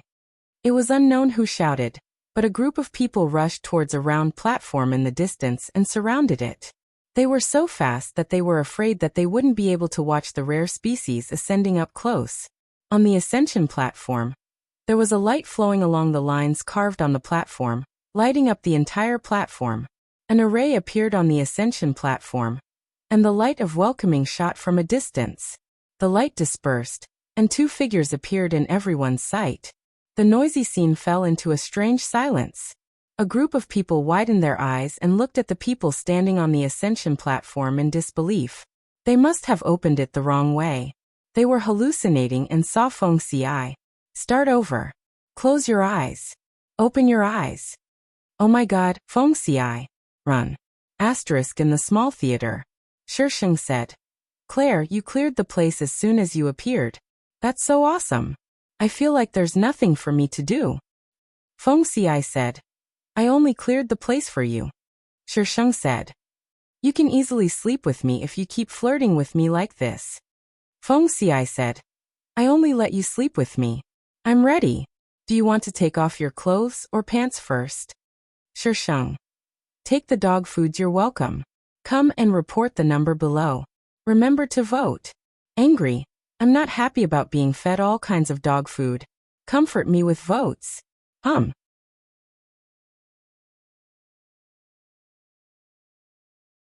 Chapter 75. The ascension platform, which had been packed to the brim, was now completely empty. Not even a shadow could be seen. There were no clouds and mist here, nor were there any grand buildings. It was just an empty space paved with jade. The ascension platform was in the middle of the empty space. In the distance, there was a mountain range with buildings faintly visible. Feng Xiai nonchalantly led Sheng down the ascension platform. What were those people doing just now? Sheng asked in confusion. I don't know. Feng Xiai shook his head in confusion. Sheng. Are you even from the celestial world? The ascension platform that had quieted down suddenly moved. Shisheng frowned and looked over. Someone else is ascending? Is it a good day to ascend? However, the person who appeared on the ascension platform was a very familiar figure. Yi Qingqiu. Didn't she ascend earlier than me? How did she fall behind me? Female lead, you're amazing. You can even cause trouble after ascending. Yi Qingqiu also saw Shisheng. Her expression instantly turned ugly. Her eyes darkened as she stared at Shisheng with vigilance and hatred. At that moment, the people who had disappeared earlier appeared from all directions and swarmed towards Yi Qingqiu. They didn't care if she was willing or not. They grabbed her and ran, disappearing in the blink of an eye. Shisheng. Are these people here to pick up Yi Qingqiu? The female lead sure is treated well. Even without the male lead, there are still so many people here to pick her up. Shisheng didn't know that most of these people were here to watch her. However, they didn't dare to watch her because she was standing with Feng Xi. Where do you want to live? Feng Xi asked seriously. I can choose. Is the celestial world so humane? Feng Xi smiled and said domineeringly, I'll snatch whichever place you want to live. Shisheng. I want to live in the Celestial Emperor's celestial palace. Where do you want to live? Shisheng was afraid that if he said it, Feng Xi would really take her to snatch the Celestial Emperor's celestial palace. Then, she would become famous in the celestial world the moment she ascended. Feng Xi's eyes flashed. He asked cautiously, Xiaoshu, you want to live where I live? Can't I? This question didn't sound like Feng Xi at all. Usually he wanted nothing more than to stick her entire body to Feng Xi, so why now? Shisheng looked at Feng Xi suspiciously.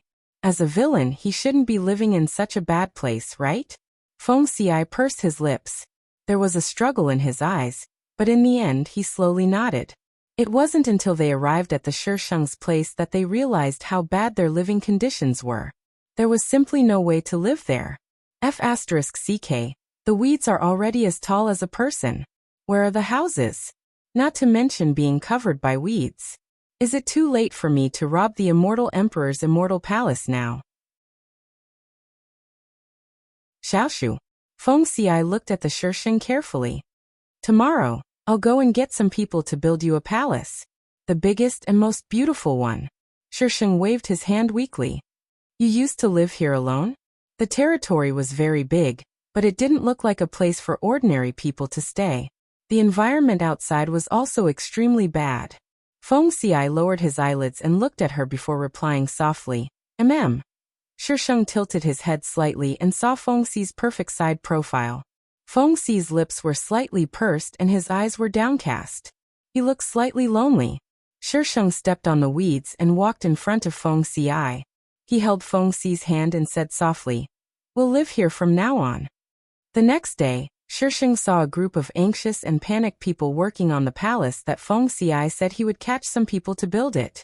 Immortals built palaces, so they were naturally different from mortals. They basically used spells to build a palace, so it only took them a few hours to build it. She didn't know where Feng Xi had gone to rob, but the decorations in the entire palace looked extremely extravagant. The immortals who were robbed. The palace wasn't big. There was a main hall at the front, 2 side halls at the side, and a bedroom at the back. Shisheng and Feng Xi were used to sleeping together, so they didn't feel that there was anything wrong with the bedroom. However, she felt that there was something wrong with the bed. What is this? Shisheng reached out to touch it, then immediately retracted his hand. F***ck, it's so cold. 1,000-year black ice. Feng Xi blinked. Little Shu has an ice spirit root. Sleeping on this will help you cultivate. Is that so? But why do I feel that something is wrong? At night, Shisheng finally realized what was wrong. She couldn't resist the coldness of the bed at all. But Feng Xi was lying beside her like a furnace. She subconsciously wanted to lean into his arms. Shisheng grabbed Feng Xi's collar and shivered from the cold. You did it on purpose, didn't you? The fire in her body didn't have any temperature, but Feng Xi's fire did. His body was exceptionally warm, making her want to get close to him and touch him. Feng Xi blinked innocently. I didn't. You didn't, my ass. Shisheng gritted his teeth and glared at him for a long time. In the end he had no choice but to shrink back into his arms. Feng Xiai hugged Shisheng in satisfaction and kissed her forehead. In the end he felt a little unsatisfied and kissed the corner of her lips.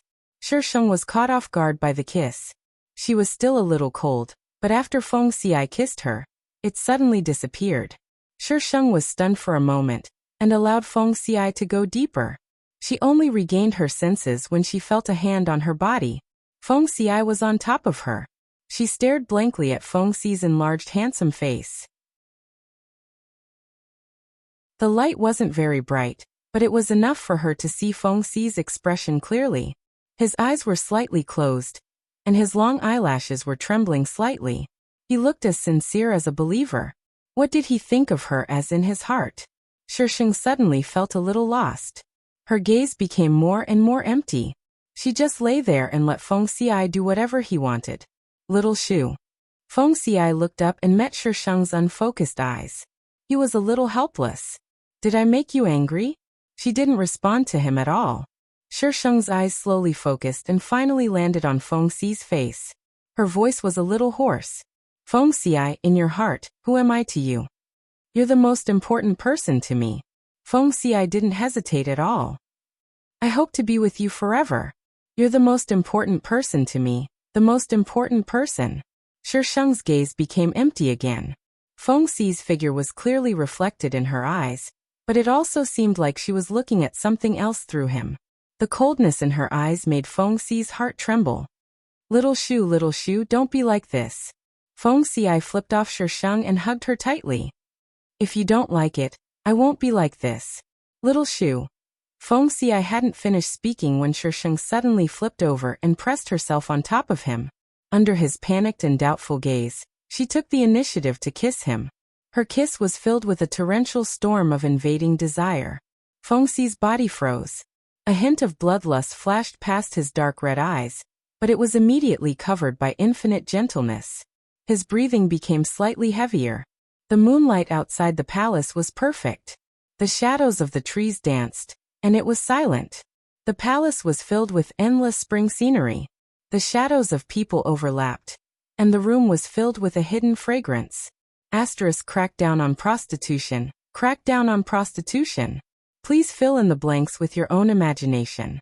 If your imagination isn't enough, then there's nothing I can do. Come and vote for me. Cherub, don't be afraid. Use your votes to love me.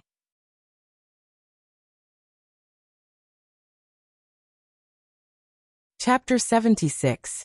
Shisheng looked at the two people in front of him with a conflicted expression. Are you going to do it or not? Why are you talking so much nonsense? It's not easy for me to see this kind of live version of a blockbuster. Don't waste time, hurry up and do it. The blockbuster finally started. Long Ju's angry roar at the beginning turned into a primitive groan in the end. Yi Qingqiu was obviously very skilled in doing these difficult actions one after another. Watching this, Shisheng was speechless. This was even better than some Japanese blockbuster. Unfortunately, the man's actions were too little. When the two of them were exhausted, Yi Qingqiu fed Long Ju something and then took him away, ignoring Long Ju's shameful roar. Now there's a good show to watch, tisk tsk. Shisheng went back to look for Feng Xiai. Feng Xiai was standing on the steps of the palace. When he saw Shisheng, he quickly took a few steps forward before stopping abruptly. He looked at the figure walking towards him from afar, his heart feeling uneasy. Claire, I'm tired. Shisheng walked over to Feng Xiai and leaned into his embrace softly. She was indeed a bit tired after all the commotion last night, and walking so far today. Feng Xiai didn't know where to put his hands and feet. He carefully glanced at Shisheng. Seeing that her expression was normal, he picked her up and walked into the palace. Claire, where does Yi Qingqiu live? Shisheng's face was pressed against his neck. As she spoke, her hot breath blew against his neck, tickling him until he felt like he was floating. He calmed himself down and took a deep breath. New immortals have to meet the immortal emperor, and then the immortal emperor will give them a palace. She probably hasn't met the immortal emperor yet, so she might be arranged to stay with Lu Zhang. Lu Zhang? Yes. Feng Xiai tilted his head and thought for a moment. The general manager of the immortal world. Pfft, what kind of joke was that? Feng Xiai put Shisheng on the bed and pressed his body against hers. He looked down at her with burning eyes. Shu, you can't leave me. Okay. Shisheng smiled and said, come down. You're making me uncomfortable. Feng Xiai stared at her seriously, as if trying to discern if she was telling the truth. In the end, he kissed the corner of her lips and rolled to the side. Go to sleep. When you wake up, I'll take you to the celestial realm for a walk. Shisheng was stunned for a moment, then reached out to hug his waist and changed to a more comfortable position to sleep. Recently, there were two major events in the immortal realm. The first was that Feng Xiai, who had disappeared for nearly 1,000 years, had returned. Moreover, he had brought back an ascended woman from the lower realm. That woman had an unfathomable fate. On the second day after Feng Xi's return, he robbed the various great immortal palaces, and even captured quite a few immortal monarchs to help him build palaces. After the palaces were built, he threw them out. After that, he never appeared in the immortal world again. It was said that Feng Xiai doted on that woman a lot. It was said that Feng Xiai would listen to whatever that woman said. Most importantly, the woman was able to come into close contact with Feng Xiai, and was not afraid of the flames on his body. The second thing was that the devil race had already conquered more than half of the cultivation world. If the immortal world did not send troops, the cultivation world would be occupied by the devil race. Therefore, the people of the immortal world were busy dealing with the devil race. In the immortal emperor's immortal palace, a group of people were arguing fiercely. The dragon race's young master is the best candidate. I recommend the dragon race's young master. The dragon race's young master is still too young. Moreover, he has never commanded an immortal soldier or general before. I think we should send immortal monarch Zhenfeng. He has commanded immortal soldiers for tens of thousands of years. He is familiar with them and can deploy them better during battle. I agree too. The dragon race and the immortal emperor's bloodline are of the same origin. It is perfectly justifiable for the dragon race's young master to go to war. One after another, no one was willing to back down. The dignified man on the main seat looked at them arguing and waved his hand to call Lu Zhang over. Who do you think is suitable? Replying to the immortal emperor, why don't we let them fight? Whoever wins will go. Lu Zhang did not dare to casually say anything. He would offend anyone. The immortal emperor pondered for a while, and could not think of a better idea. He muttered, that's a good idea. We'll do as you say. Thus, the matter of the two fighting was decided. But before it even started, there was suddenly news of Long Ju and immortal monarch Zhenfeng fighting. The cause was actually that newly advanced young immortal, Yi Qingqiu. When everyone arrived, the first thing they saw was not Long Ju and Zhenfeng fighting fiercely. Instead, they saw Feng Xiai standing outside the battlefield. Why is Feng Xiai here? Everyone looked at each other. Only ghosts would know why Feng Xiai was here. Ever since he returned to the immortal realm, other than showing his face on the second day, no one had seen him again. Who knew that they would see him here? If they knew he was here, they would not have come even if they were beaten to death. The one standing beside him is that newly advanced young immortal, Shang Shu? The surname Shang is very rare. I don't think there is such a surname in the cultivation world. Isn't the one on the northern mountain surnamed Shang? Immortal monarch Jade Flute? He hasn't left the northern mountain for tens of thousands of years. Before that person could finish speaking, his vision darkened. He raised his head and saw the black-robed woman who was standing beside Feng Xiai a moment ago standing in front of him. His pupils shrank. You. Who did you just say? I. The person turned around to look for his teammates. But when he looked back, there was no one behind him. What happened to being together? Shu, what's wrong? Feng Xiai stood in front of Shisheng, blocking her view. I think I just heard him say Master's name. Shisheng pointed at the person behind him, and said uncertainly. Bai Lang said that her cheap master had come to the immortal realm. She wanted to make sure if Jade Xiao was still alive. If he was dead, her mission would have been in vain. You heard wrong. Feng Xiai touched Shisheng's head. Shisheng looked at Feng Xiai suspiciously. Xiai, you don't dare to look at me when you're lying. Do you know that? Feng Xiai froze and didn't dare to look at Shisheng. He turned his head and glared fiercely at the passerby. The passerby fell to his knees. I didn't say anything. I didn't say anything. Ci, what are you hiding from me? Feng Ci frowned in distress and hesitated for a while. Then he said hesitantly, he didn't want me to tell you, but I don't want to lie to you. Then tell me. He's dead. He was dead. Shisheng looked at Feng Ci in disbelief. How could he be dead? How could Jade Xiao die without the plot? His time was up. That time at Heaven's End Peak, he came to me and said that I was your only hope. He gave you to me and asked me not to tell you that his time was coming, Shisheng. So this was why Jade Xiao accepted Feng Ci so easily at that time? Even without the plot, Jade Xiao would still die? Was this the so-called fate? It made sense. Jade Xiao wasn't weak, but why did he die so easily in the plot? Feng Ci watched as Shisheng's expression change from shock to sorrow and finally calmed down. He moved his lips but didn't say anything. To be honest, I don't understand why you pity Longju. Look carefully at the introduction of the plot. He killed the original host. 1,500 recommendation votes. It doesn't seem to be that many yet, but it should be soon. Haha. Come and touch.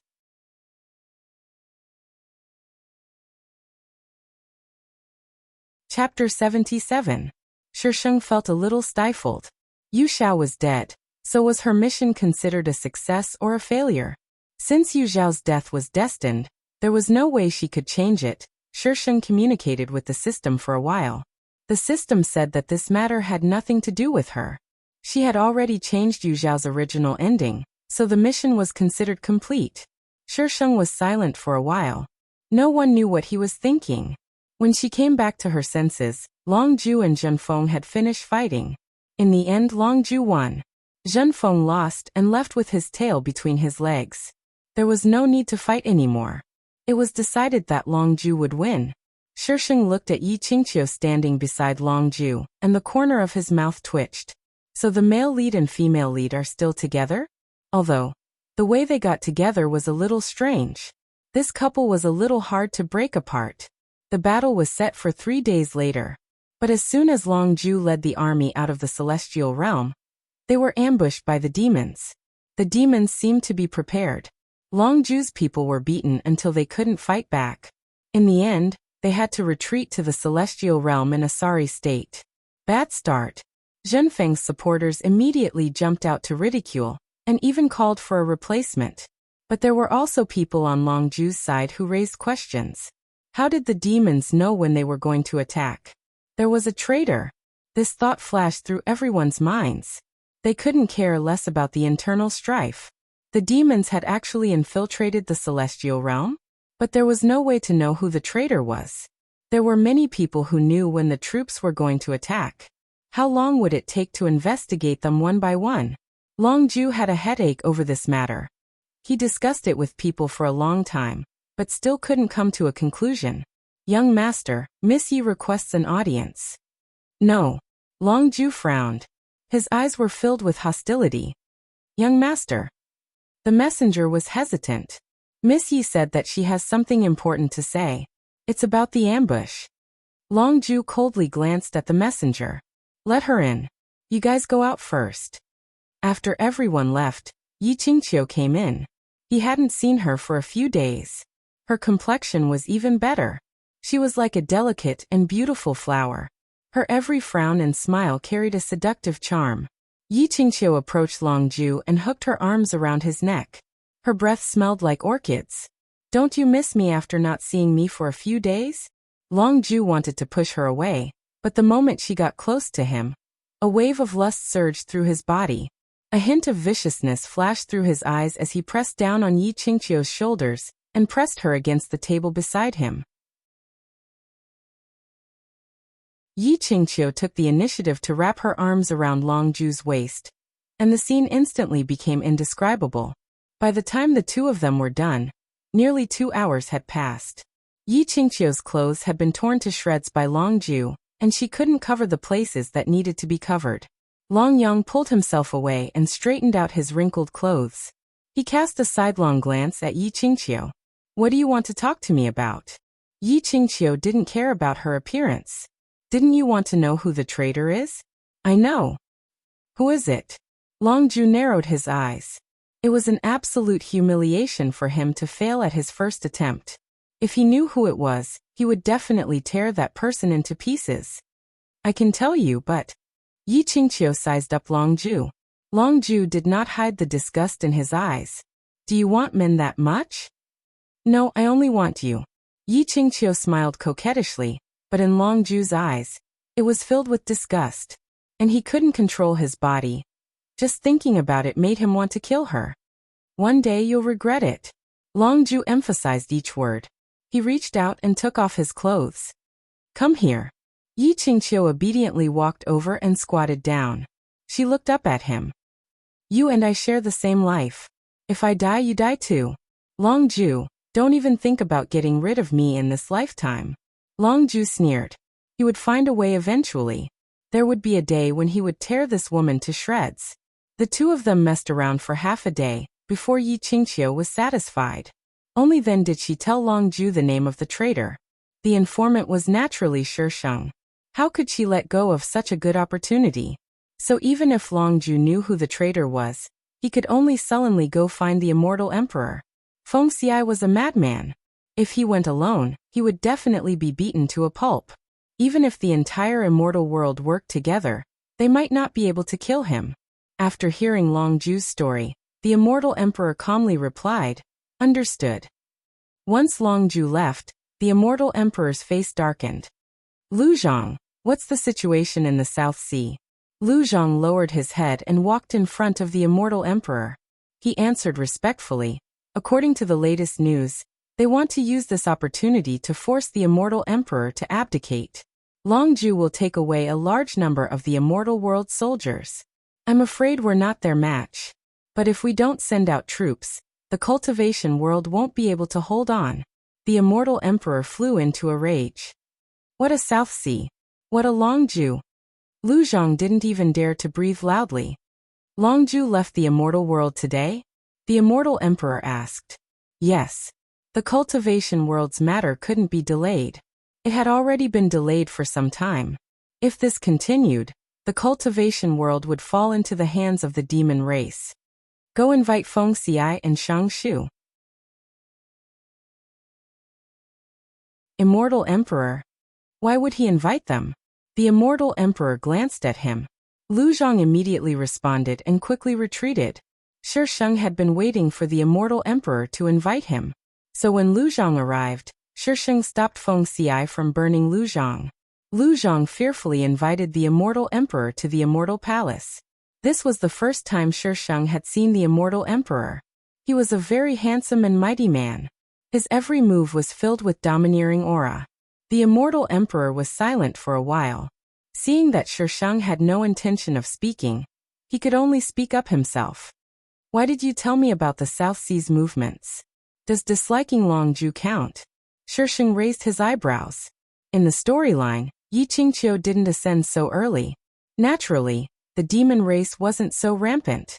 Thus, the immortal world didn't send out troops. The South Sea's plot to rebel never found the right time. It was almost at the end of the storyline that this group of cannon fodder jumped out to help the female lead. Now that the demon race had taken over half of the cultivation world, the immortal world had no choice but to send out troops. The South Sea, who had been plotting all this time, definitely wouldn't let go of such an opportunity. Shisheng simply chose to inform the immortal emperor of this in advance. All she had to do was sit on the bench and watch, then take the opportunity to rise to the top. The immortal emperor sized up Shisheng a few times. However, he was observing Feng Xiai from the corner of his eye. Seeing that his gaze never left Shisheng, he knew that the rumors were true. Feng Xiai really doted on this woman. The immortal emperor didn't invite me here just to ask me this, right? Of course not. A cold light flashed through the immortal emperor's eyes. If you can help the immortal world this time, I can promise you one thing. The rest of the immortal world's forces were guarding the major fortresses. They couldn't be easily moved, otherwise there would be even more chaos. The strongest fighter in the immortal world was Feng Xiai. As long as he agreed, the South Sea was nothing to be afraid of.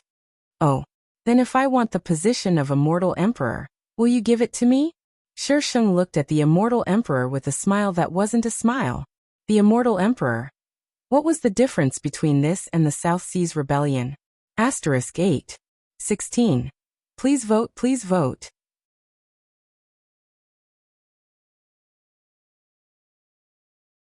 Chapter 78. I'm just kidding. Don't be nervous. Shi Sheng chuckled. It's not like we can't help you, but you have to kill Longju. If it's convenient, you have to deal with that Yi Qingqiu as well. Immortal Emperor. Longju was the young master of the Southern Sea Dragon clan, so killing him wasn't a big deal. But Yi Qingqiu was the key to solving the Demon Realm's crisis. The Immortal Emperor agreed to kill Longju, but he didn't agree to kill Yi Qingqiu. Shi Sheng pondered for a while but couldn't figure it out. Yi Qingqiu didn't seem to have any interactions with the Immortal Emperor. Could it be Mr. Plotline again? Killing as many as he could. Shi Sheng reluctantly agreed. If Yi Qingqiu died so easily, she wouldn't be the female lead. The person sent by the Immortal Emperor was none other than Zhen Feng. However, things weren't that simple. Zhen Feng failed and Longju was rescued. Shi Sheng felt a headache coming on. Were all cultivators so difficult to deal with? Damn it. After Longju was rescued, he didn't have it easy either. Zhen Feng's fighting strength wasn't just for show. He was almost half dead. If it wasn't for Yi Qingqiu, he probably would have died already. Why does Zhen Feng want to kill me? Longju looked at Yi Qingqiu with a dark expression. It has nothing to do with me. Although he likes me, I don't like him at all. Yi Qingqiu touched Longju's face. I like you the most. Longju turned his face away in disgust. Even if this woman saved him, it couldn't change the things she did to him. He would never forgive her. Yi Qingqiu pulled back her hand and flipped it back and forth. You know Zhen Feng better than I do. Who do you think he'll listen to? The Immortal Emperor. Zhen Feng was the #1 general of the immortal world. He only listened to the Immortal Emperor. If there was someone who could order him around, it would be the Immortal Emperor. But why did the Immortal Emperor want to kill him? Longju's expression suddenly changed. Something must have happened in the South Sea. No, I have to go back. The South Sea attacked faster than Shi Sheng expected. Moreover, many people in the immortal world had defected to the South Sea. For a time, the entire immortal world was filled with smoke. The South Sea was already prepared.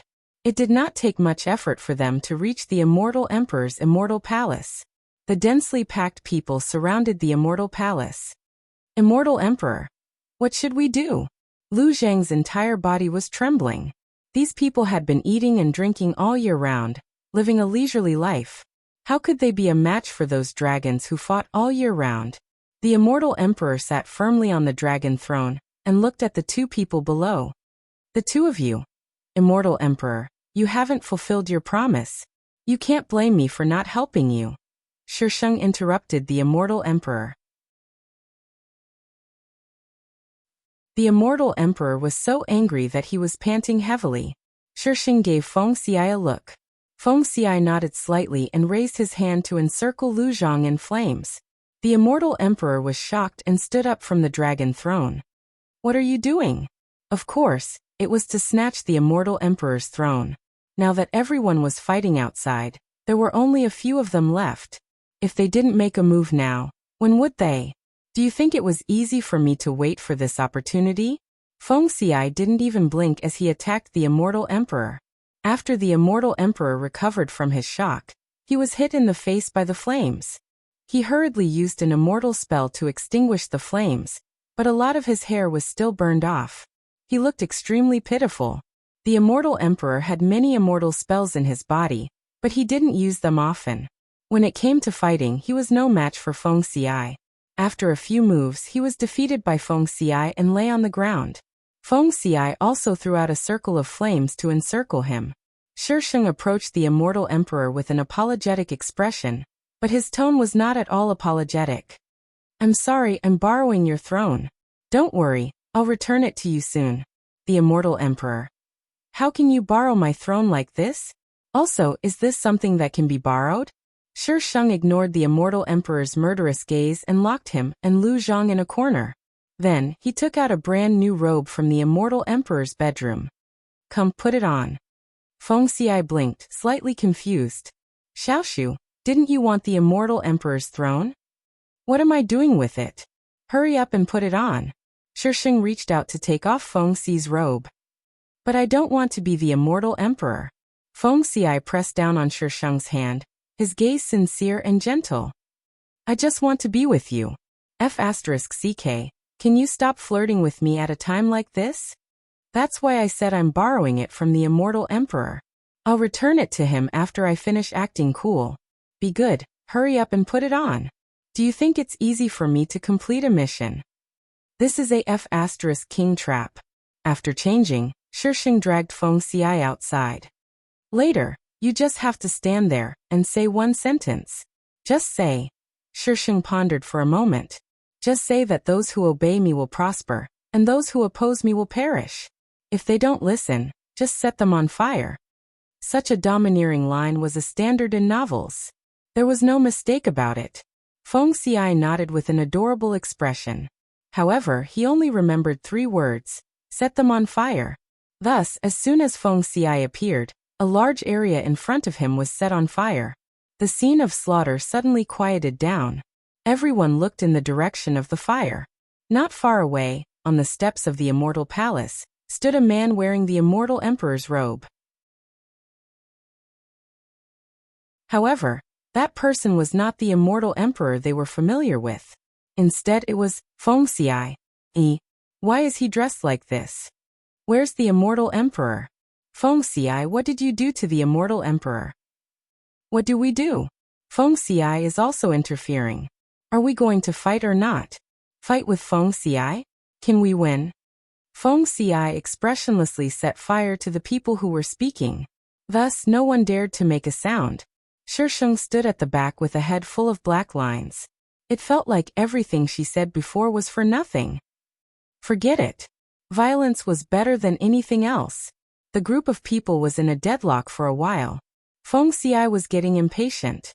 He raised his hand and continued to set fire. Once the fire went down, the people on the other side became angry. Hurry up and run. The people on the immortal emperor's side all retreated to a safe place and knelt down. We pay our respects to the immortal emperor. Dignity? Integrity? If they lost their lives, what dignity and integrity did they need? This was probably the weirdest way to become the immortal emperor in history. The people on the South Sea side quickly retreated back to their own territory. However, there were some people who wanted to fight to the death. They did not believe that Feng Xiai was really that powerful. As the saying goes, 2 hands are no match for 4 fists. But later on, they found out that they simply couldn't get close to Feng Xiai. Moreover, many spells required a certain distance to cast, while Feng Xi's flames could reach 100 meters or even further. This AoE skill was simply invincible. This was a F*King Bug. Some people turned their attention to Shisheng. After all, this girl looked soft and cute and did not have much attack power. She was Feng Xi's weakness. If they could capture her, it would be easy to deal with Feng Xiai. However, they only realized how naive they were when they made a move. How was this soft and cute? Because Feng Xiai did not allow Shisheng to kill people, she rarely made a move. This time, Shisheng finally had a chance to make a move. After so long, he finally found a place to vent his frustrations.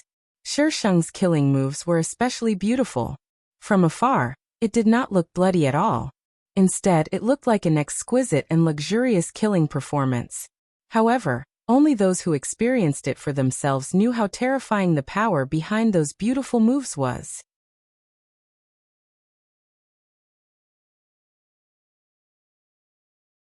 Chapter 79. The crisis in the immortal world was resolved just like that. They didn't know whether to be happy or worried. Where did their previous immortal emperor go? Where was the general manager of the immortal world? Shisheng had people prepare a simple coronation ceremony. Then the next day, they discovered that the immortal emperor had changed hands again. No, it was returned to its rightful owner. The immortal emperor was very sullen. He had never seen such a weird person. Immortal emperor, it's bad. The demons have completely taken over the cultivation world. Immortal emperor. He suddenly wanted to abdicate. The immortal soldiers and generals sent by the immortal world were chased by the demons because there was no one to command them. Later, half of them were summoned back to the immortal world, but they were of no use at all. So those two people were just trying to buy time for the demons? The immortal emperor felt like he had discovered the truth, but it was really F***ket up. The demons sent an invitation to the immortal emperor. The immortal world hadn't recovered from the South Sea incident. If they fought with the demons, they had no chance of winning. The immortal emperor had no choice but to accept the invitation. He didn't know what they talked about, but in the end, the immortal emperor handed over the management of the cultivation world to the demons. Then the demons and the immortal world worked together to deal with the South Sea.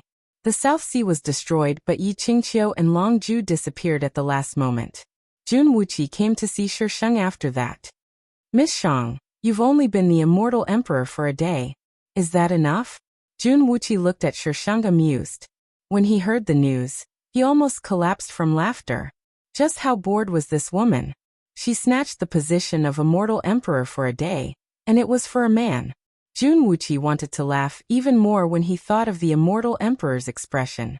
He should be thankful that she didn't want his position. I can even snatch the position of immortal emperor. Who would dare to cause trouble for me in the future? Shi Sheng replied seriously. Jun Wuqi. That's a good point. Ahem. I'm here to tell you that Yi Qingqiu and Long Ju are in the cultivation world. Do you need me to help you? This was also doing her a favor. Otherwise, she would be in trouble if she attacked the demons out of boredom. This Shang Shu didn't seem dangerous.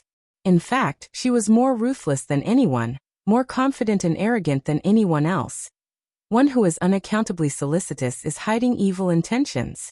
Shi Sheng's face was full of disdain. Jun Wuqi, Yi Qingqiu and Long Ju, who had escaped, were currently somewhere in the cultivation world.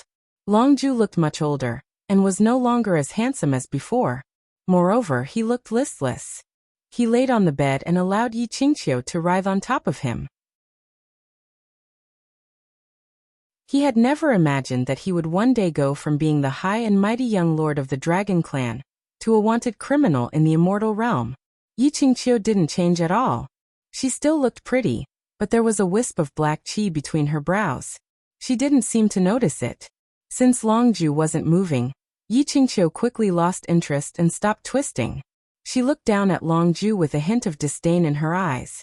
Long Yang seemed to have sensed the disdain in Yi Qingqiu's eyes, and the anger in his chest flared up. He flipped over and pressed her under his body, choking her neck. His eyes were dark and ruthless. What? You're despising me now? Didn't you say you liked me? It was all because of this woman.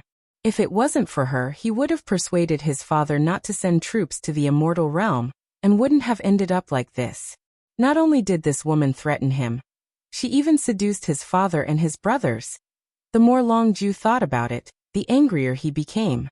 His fingers tightened as he choked Yi Qingqiu. Long Ju. Yi Qingqiu was also injured. Long Ju's energy had mostly been extracted by her, so there wasn't enough for her to recover. She couldn't resist Long Ju at all. You're crazy. If it wasn't for... Cough cough. If it wasn't for me, you would have been dead by now. Dead? I'd rather be dead than dead right now. Let's die together. Bitch. Long Ju choked even harder. Yi Qingqiu's brain was deprived of oxygen, and her limbs began to lose strength. She suddenly regretted it a little. She couldn't understand why she wanted such a man so much that she even tied her life to his. Yi Qingqiu's consciousness grew weaker and weaker, but her will to live grew stronger and stronger. Her hands kept groping around until she finally touched an ice-cold object. Yi Qingqiu couldn't tell what she was grabbing and instinctively stabbed it into Long Ju's abdomen. Long Ju's body stiffened for a moment before his fingers slowly relaxed and moved away from Yi Qingqiu's neck. He lowered his head to look at his abdomen, then looked up at Yi Qingqiu. After a while, he lowered his head again and repeated this process several times. His red eyes were filled with disbelief. Yi Qingqiu also saw the object in Long Ju's abdomen clearly. It was a strange round object with a strange totem carved on it. It looked quite strange. What was even stranger was that the blood flowing out of Long Ju's body was being absorbed by that object. The speed of absorption increased, and Yi Qingqiu could only watch as Longju's body became more and more withered. His eye sockets were sunken and his eyeballs bulged out. They were bloodshot and filled with fear. His mouth was open and his chest was heaving up and down rapidly. His throat made a whimpering sound that grew weaker and weaker until finally, he dropped his head and stopped breathing. In just a few seconds, a living person had turned into a dried corpse. Yi Qingqiu looked like someone had pressed the pause button as she stared blankly at Longju. Only when Longju's withered body fell on top of her did she suddenly wake up and jump off the bed. When her feet touched the ground, she immediately felt a piercing pain spread from her heart. Her body twitched as she half knelt on the ground. Oh no! My life and Longju's are connected. If Longju dies, I have to die too. No. I can't die. I still have to find that bitch Shangshu for revenge. I can't die. Yi Qingqiu took out many bottles and jars from her body. Her fingers trembled as she pulled them out. In the end, she didn't care what they were and just stuffed them all into her mouth. I can't die. I can't die. Yi Qingqiu didn't notice that the black fog behind her was getting thicker and thicker. Finally, it formed a human silhouette. It silently pulled out the object in Longju's abdomen and slowly took on a physical form. Tiske. After so many years, this sovereign finally has a body. Yi Qingqiu's body stiffened and she abruptly turned around. She saw a man standing behind her with a thin layer of black fog around him. His facial features were very sharp and gave off a very uncomfortable feeling. How did you? Yi Qingqiu's gaze fell on the round object in his hand. You killed Longju. How could it be this sovereign? It's you, my little girl. The man bent down and lifted Yi Qingqiu's chin. His eyes flickered with lust. You've nurtured this body for so many years. This sovereign can finally enjoy it. No. Yi Qingqiu retreated in horror. That's not up to you. This sovereign didn't teach you the plucking yin replenishing yang technique for your pleasure. The man picked Yi Qingqiu up and threw her onto the bed, right across Longju. Yi Qingqiu cried out in shock and shrank back. However, she bumped into an ice-cold embrace. You're not like this when you kill people. However, this sovereign likes you even more when you're like this. *RIP. Come on, vote. Do you guys not love me anymore because I'm about to be sold?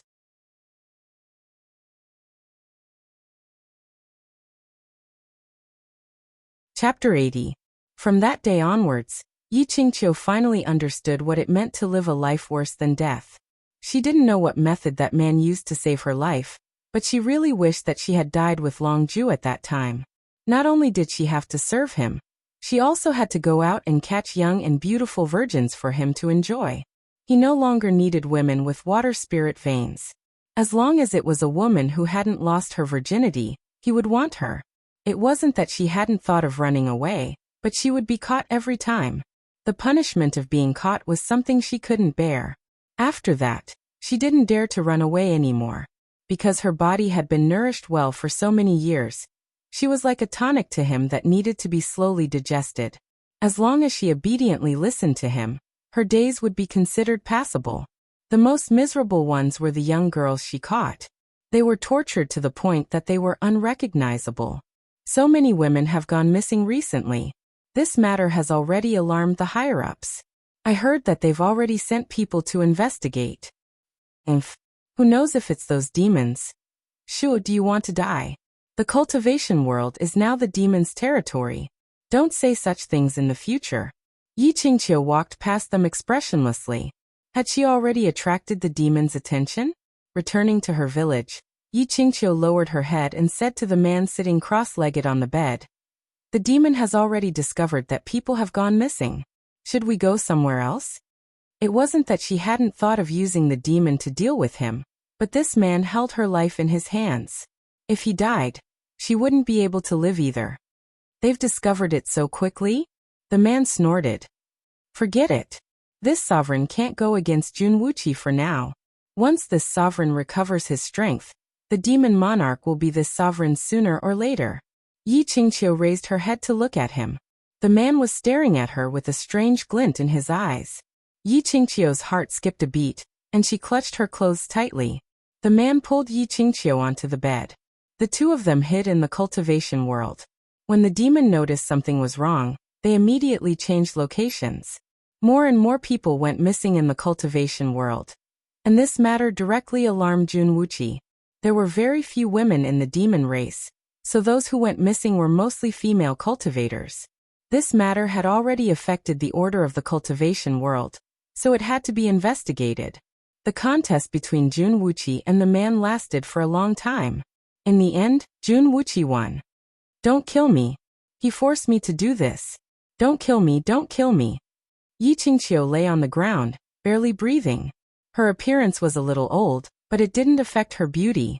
She was crying miserably and looked quite pitiful. "Yi Qingqiu, you only have yourself to blame for this. You released that demon and used several hundred years to let him recover his strength," Junwuchi said without the slightest bit of sympathy. "It wasn't me. He was the one who took the initiative to form a contract with me. It was him. It wasn't my fault. Why would he do this to me? It was clearly him." Yi Qingqiu stuttered. "It's all his fault. It's that demon. He's the one who ruined me. And Shangshu, that bitch. She wanted to kill her." Junwuchi shook his head. "Have you forgotten why you made a contract with him?" Yi Qingqiu's ferocious expression suddenly calmed down. "You were the one who stole someone else's belongings, so you were hunted down and fell off a cliff in the end. Yi Qingqiu, you reaped what you sowed. You can't blame anyone else." "I reaped what I sowed. Ha ha ha. I reaped what I sowed. No, that's not it. It was Shangshu who killed my master. That's why I ended up in this state. It's all Shangshu's fault." Seeing the hatred in Yi Qingqiu's eyes, Junwuchi didn't say anything else and ordered someone to end Yi Qingqiu's life. Shisheng received Junwuchi's news the day before her wedding. Yes, Feng Xi was going to marry her. Although no one would attend the wedding. Yi Qingqiu was dead, so her mission was complete. The rest of the time belonged to her. Her and Feng Xi's. "Xiaoshu, do you like crowds?" Feng Xi came in from outside and asked Shisheng with a smile. "If you like it, I'll get people to attend our wedding." Even if those people didn't come, he had a way to make them come. "It's not like you're marrying them. Why would you let them occupy the place? Even if they came, it would be out of fear. They wouldn't give their blessings sincerely. How boring." Feng Xi's lips curved into a smile, his dark red eyes filled with warmth. He didn't like showing Xiaoshu to others. Xiaoshu belonged to him alone. On the day of the wedding, a few uninvited guests came. The first was Junwuchi. At that time, Feng Xi's face was as dark as the clouds of a tribulation. Just treat the wedding as a lively event. What's the meaning of hiding from the wedding? Junwuchi ignored Feng Xi's expression and put down the gift with a smile. "Here, these are the famous hell butterflies of the demon world." Junwuchi opened the box. Black butterflies with golden patterns flew out of the box and flew around Shisheng and Feng Xi in an orderly manner. "A newcomer blessed by the hell butterfly will live to a ripe old age," Junwuchi said in a deadpan manner. Feng Xi, who was about to set the butterflies on fire, immediately retracted the flames. "But these hell butterflies are poisonous." Junwuchi looked at Shisheng ambiguously and immediately left. "I won't disturb you anymore. Congratulations on your wedding." In the end, the group of hell butterflies couldn't escape the fate of being set on fire. The second uninvited guests were Bai Lang and Linyi. Linyi was as noisy as before. Time didn't seem to have left any traces on her. "Junior sister, congratulations." Bai Lang sincerely congratulated her and handed over the gift he had prepared. "Thank you, senior brother." Shisheng smiled and took it. Martial uncle, you're so beautiful. Oh, I want to marry you." Linyi pulled Shisheng and spun him around a few times. In the end, Bai Lang saw that Feng Xi was about to set the fire and pulled his wife back. "I just want to ask, how did you guys come up?" This was the celestial world. How did these two guys who hadn't ascended yet come up? Linyi blinked. "Martial uncle, don't you know? Now that the cultivation world is the territory of the demon race, we can enter the demon world freely. From there, we can go to the celestial world." Shisheng. He didn't know there was such a route. Bai Lang and Lin Yi stayed behind to watch the ceremony. The third uninvited guest was actually Lu Zhang. He represented the celestial world at the wedding. Lu Zhang was crying inside. Why was he always the one getting hurt? The celestial world. Because you're the general manager of the celestial world. Sacrificing yourself to benefit the celestial world, General Manager Lu, you can do it. Shi Sheng and Feng Xi's wedding was simple. From start to finish, it took less than 10 minutes. After the ceremony, the two disappeared. Bai Lang, Lin Yi, and Lu Zhang were left staring at each other. This was ridiculous. They'd never seen a wedding like this. The guests were still here. The book will be on the shelves tomorrow. I'm very nervous. This rich baby hopes to be given a subscription. It's best if it's in book currency. Book coupons will affect my initial subscription. Please use book currency to subscribe. Please use book currency to subscribe. Please use book currency to subscribe. This poor baby can support someone at the wedding. Finally, please use book currency.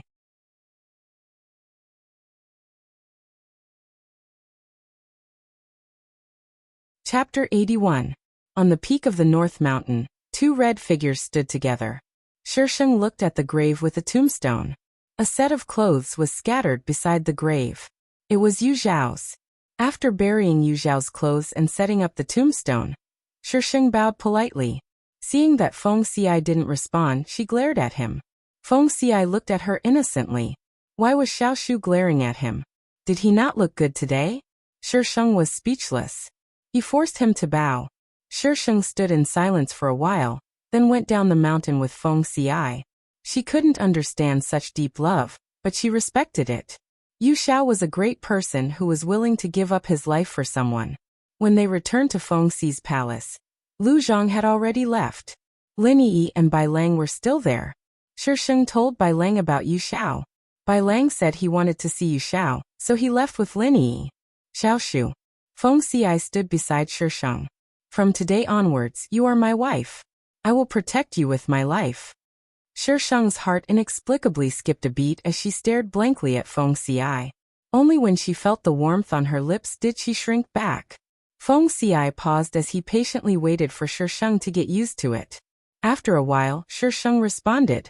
Shi Sheng didn't know until the next day that Jun Wuqi said the butterfly was poisonous. He even gave her an ambiguous look.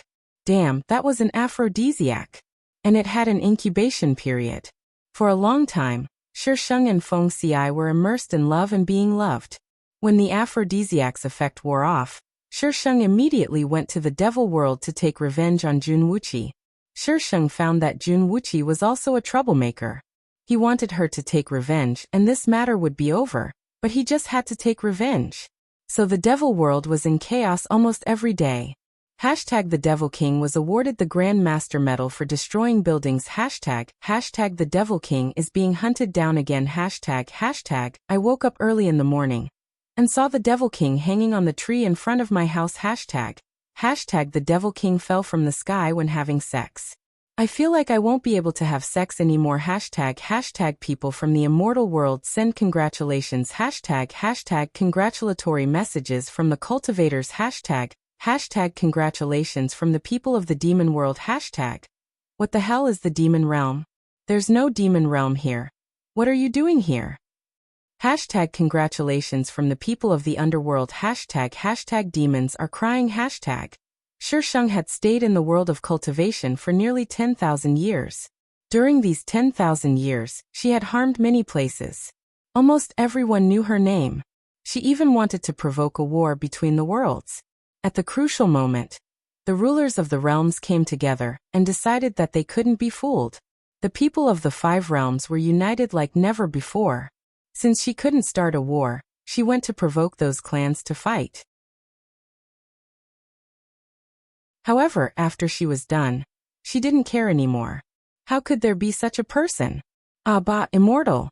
I beg the heavenly Tao to be destroyed. Before Shi Sheng died, he released Pudding. Pudding didn't like her and rarely came out. When Shi Sheng asked it to leave, it showed a kind expression for the first time, and left without looking back. Shi Sheng could only scold him for being heartless. And Feng Xi seemed to know something. He hugged her all day long and refused to let go. It was as if she would disappear if he let go. Xiaoshu, Xiaoshu. He called her name again and again. Shisheng propped herself up and looked into his eyes. She said solemnly, Feng Xi, I'm very grateful for the time you spent with me. I won't forget you. Feng Xi had never betrayed her in such a long time. Shisheng knew that she was used to him being by her side. But what was this? It was just a virtual world. Xiaoshu. Feng Xi's voice trembled. Don't be sad. Don't be sad for me. It's not worth it. Shisheng smiled and reached out her hand. Her fingertips lingered on Feng Xi's face. She said slowly, I actually want to die with you. Look, she was such an evil person. When Feng Xi heard her words, the gloominess on his face disappeared. There was a smile in his eyes. Okay, we'll die together. Wherever Xiaoshu is, I'll be there. Shisheng stared at him in a daze. She suddenly remembered the second sentence he said when they met for the first time. He said, You're very special. Follow me from now on. Shisheng looked down and leaned on him quietly. Feng Xi, you'll be the most special existence in my life. Shisheng finally died under everyone's expectations. Immortals couldn't live forever, but a lifespan of 10,000 years was already considered short. Hashtag you've done too much evil. You've finally received your retribution. Hashtag the people of the 5 realms send their congratulations. Hashtag. But then, Feng Xi also died. The people of the 5 realms were in an uproar. 2 troublemakers were dead? Happiness came unexpectedly. When they returned to the system space, Shisheng was still in a daze. She looked at the unfamiliar yet familiar scene. It took her a while to react. Shisheng stood for a while. For the first time, she asked to see what happened. When she saw Feng Xi really jump down from the peak of the North Mountain with her corpse in his arms, her heart stopped for a moment. When Feng Xi's figure disappeared, a dragon's roar came from afar. Feng Xi, why were you so stupid? Shisheng looked at the scene several times before sitting down on the ground. She held her face in her hands and stared at the screen in a daze. Host, are you sad? No. Shisheng shook her head. She wasn't sad. She really wasn't sad. Yes, she wasn't sad. It was just that, she didn't know why, but she felt empty beside her. She wasn't used to it. But she really wasn't sad. She just felt a little suffocated. After all, that was the person who had been with her for so long. The system didn't say anything else. Her information appeared on the screen. Name, Shisheng character points. 105000 life points. 15 contribution points. 5000 mission grade. C mission points. 85 hidden mission. Completed hidden mission reward. 500 contribution points. Shisheng frowned. Why are my contribution points only 200? Didn't I get 2000 points last time? Also, why is my character so bad again? If this goes on, I won't be able to go back. I warned the host not to take advantage of the situation. In the hidden mission, although Feng Xi became the Immortal Emperor, he only became the Immortal Emperor for 1 day. This means that the mission is completed. 500 contribution points is the minimum. As for your character, you should think about what you did in that world. 5000 points is already the result of my discount. Shisheng. Thinking about how those people cheered after her death, Shisheng felt very complicated. Who asked you to be so cheap? Great, now I have a debt of 5000 points. I think I should bind myself to a villain system. Do you guys support changing the system? It wasn't a dream to guarantee that she would complete the mission and reach the peak of her life. Host, don't daydream. What do you think it is? Change it. Change your head. If you don't want to change it, then don't change it. Why are you so fierce? Shisheng curled her lips and stared at the screen in a daze. The system couldn't understand how the host could hear its fierceness from its electronic voice. Beginning transmission. What the F***? Now I don't even need to pretend to ask you? Next time will you? Shisheng's voice disappeared in the system space. Only then did the system remember that it hadn't done a 360-degree comprehensive physical examination for the host. Congratulations from the people of the 5 realms. The end of alternative cultivation. The end of the world in the next world. The first batch of babies are all true love, come and touch.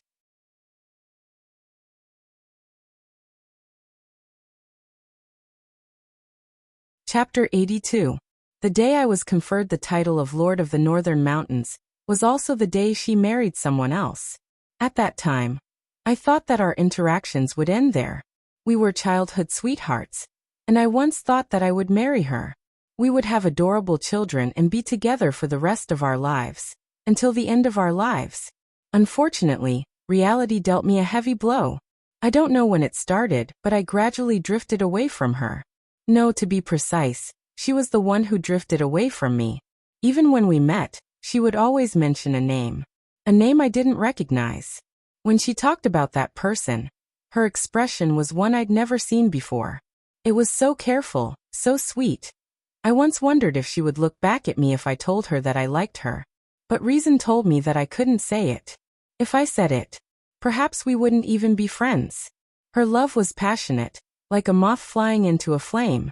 If she knew that I had feelings for her, she would completely distance herself from me. That wasn't what I wanted. So I didn't say it. I was conferred the title of Lord of the Northern Mountains. I stood at the peak of the mountain and watched her marry into the North Sea. Standing here, I could always see her. That way, perhaps I would be closer to her. I never thought that one day she would climb the northern mountains covered in blood. When I saw her like that, I wanted to slap myself. Why did I choose the northern mountains? It was the most dangerous and highest mountain in the immortal world. I couldn't imagine how she managed to climb the northern mountains with her cultivation crippled and seriously injured. The North Sea Dragon clan was destroyed. She was only able to survive because her husband risked his life to protect the last of his bloodline. It was an extremely small baby, but when she handed it to me, I lifted the blood-stained bedding and saw a small, ashen face. She was already dead. Save her, Brother Shang. I held the ice-cold baby, not knowing how to react. Brother Shang, I beg you. She was my last hope. Please save her.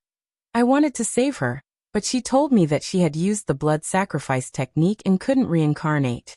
I couldn't save her, so she kept begging me to save her child. I watched her turn into ashes right in front of my eyes. At that moment, I seemed to understand what it meant to have a dead heart. But I can't die. I had to save the baby, because it was her last request to me. I buried her clothes at the peak of the North Mountain. From there, she could look at the North Sea where her husband was buried. I went to the underworld and used half of my life to exchange for the baby's soul. But she was too weak and couldn't return to her original body.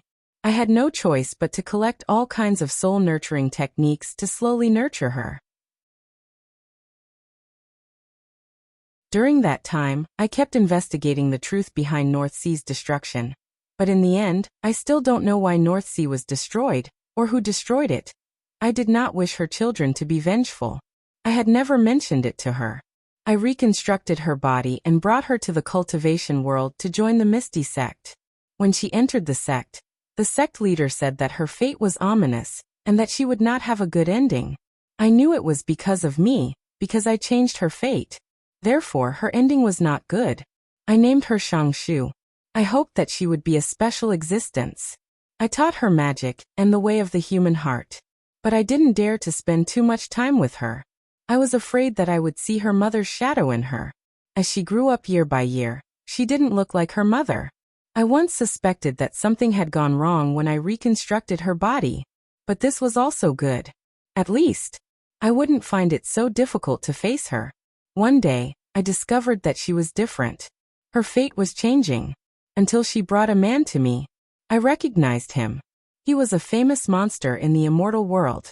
He was actually her only hope. At that time, I couldn't tell if I was happy or worried. I didn't know much about Feng Xi. When he was born, I hadn't left the North Mountain for a long time. The rumors I heard later were all from when I was searching for soul-nurturing techniques. From his miserable growth to his famous battle that shook the immortal world, I heard about it. At that time, I thought that this Feng Xi really wasn't an ordinary person. Later on, I saw him once at the end of the North Sea.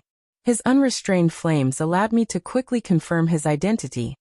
He calmly glanced at me and made sure that I didn't have any intention to attack him. Then he quietly stood there and raised his head slightly to look at the stone tablet that reached the clouds. That stone tablet was engraved with the teachings of the North Sea Dragon tribe. "What are you looking at?" I asked curiously. Feng Xiai seemed surprised that I was talking to him. After a while, he pointed at the top of the stone tablet and said with an adorable expression, "There's something up there." I frowned and looked at the stone tablet, but I didn't see anything. He suddenly flew up, and his figure disappeared into the curling clouds. After a while he landed, and a transparent crystal lay quietly in his palm. It was a memory crystal. At that time, my heart started to pound. Only the dragon tribe could put things in this stone tablet. Feng Xiai was a mixed blood of a dragon and a phoenix. I asked him for the memory crystal. He calmly placed it to the side and turned to leave. From the memory crystal, I learned who had destroyed the North Sea Dragon tribe. However, I still didn't know the reason. I wanted to take revenge for her, but at that time, Xiaoshu was at her most important moment. I couldn't be distracted and could only put this matter aside for now. I didn't expect to meet Feng Xiai a second time, and under such circumstances. However, he was Xiaoshu's only hope. I had no choice but to beg him. I didn't expect him to agree so easily. At that time, I asked him why. He only replied with a few words. He said, "She can get close to me. I like her." Perhaps this was the will of the heavens. After that, Xiaoshu and I broke off our master-disciple relationship. Although I was worried, I knew that it was safest for her to be with Feng Xiai. That was why I didn't stop them. Later, I heard that she had gone missing. Her soul tablet was still intact, so I knew that she was still alive. As for me, I didn't have much time left. I had to do one last thing. Take revenge for her.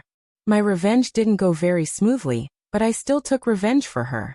I interrogated them for the reason. It was because their young master had taken a liking to her. Since they couldn't take her by force, they plotted to destroy the North Sea Dragon tribe. After I took revenge, I returned to the North Mountain and waited for death. Just like her, I wouldn't be reincarnated. When my body started to dissipate, I seemed to see her wearing a wedding dress and smiling like a flower. When you were alive, I couldn't be with you. Now I can accompany you in your death. I don't regret it. Yu Xiao Chapter 2. I don't like to write extras, but if the character has a special story, I will write it. So if you want to read extras, I'm sorry babies, however, you can write it yourselves.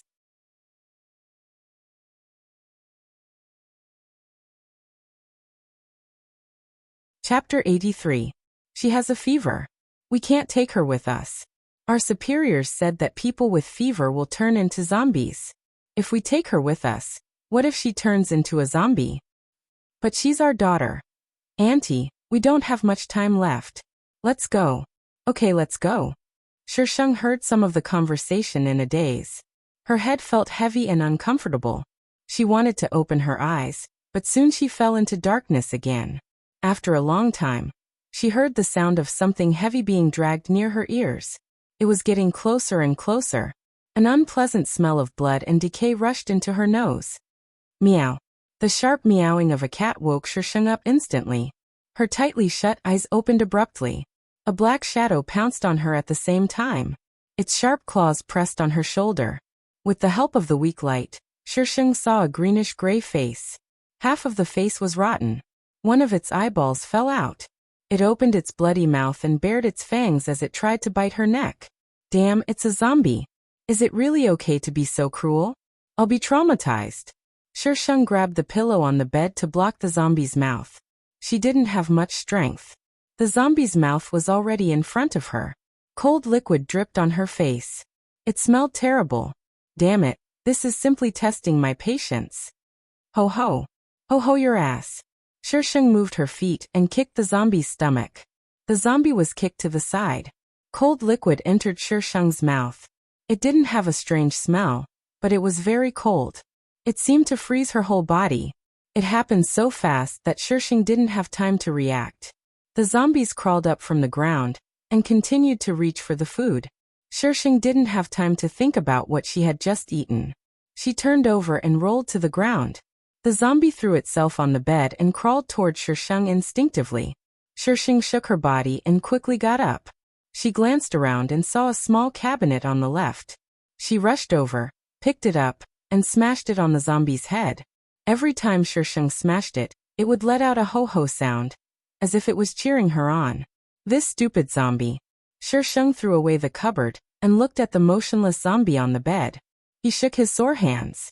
This body is so weak. After taking a few deep breaths, Shisheng rubbed his growling stomach and walked out of the room to find something to eat. If I don't eat, I'm going to starve to death. The door was wide open, and there were bloodstains on the ground from the zombie's footsteps. From her direction, she saw a zombie walking towards them. Shisheng hurriedly closed the door. The loud noise made the zombie scratch the door. Shisheng rummaged through the cabinets and found only 2 bags of biscuits. After barely filling his stomach, he began to organize the plot and the memories of this body. This was a post-apocalyptic novel about a female supporting character. Qi Mingxue was the female supporting character in the novel. She died before the 50th chapter.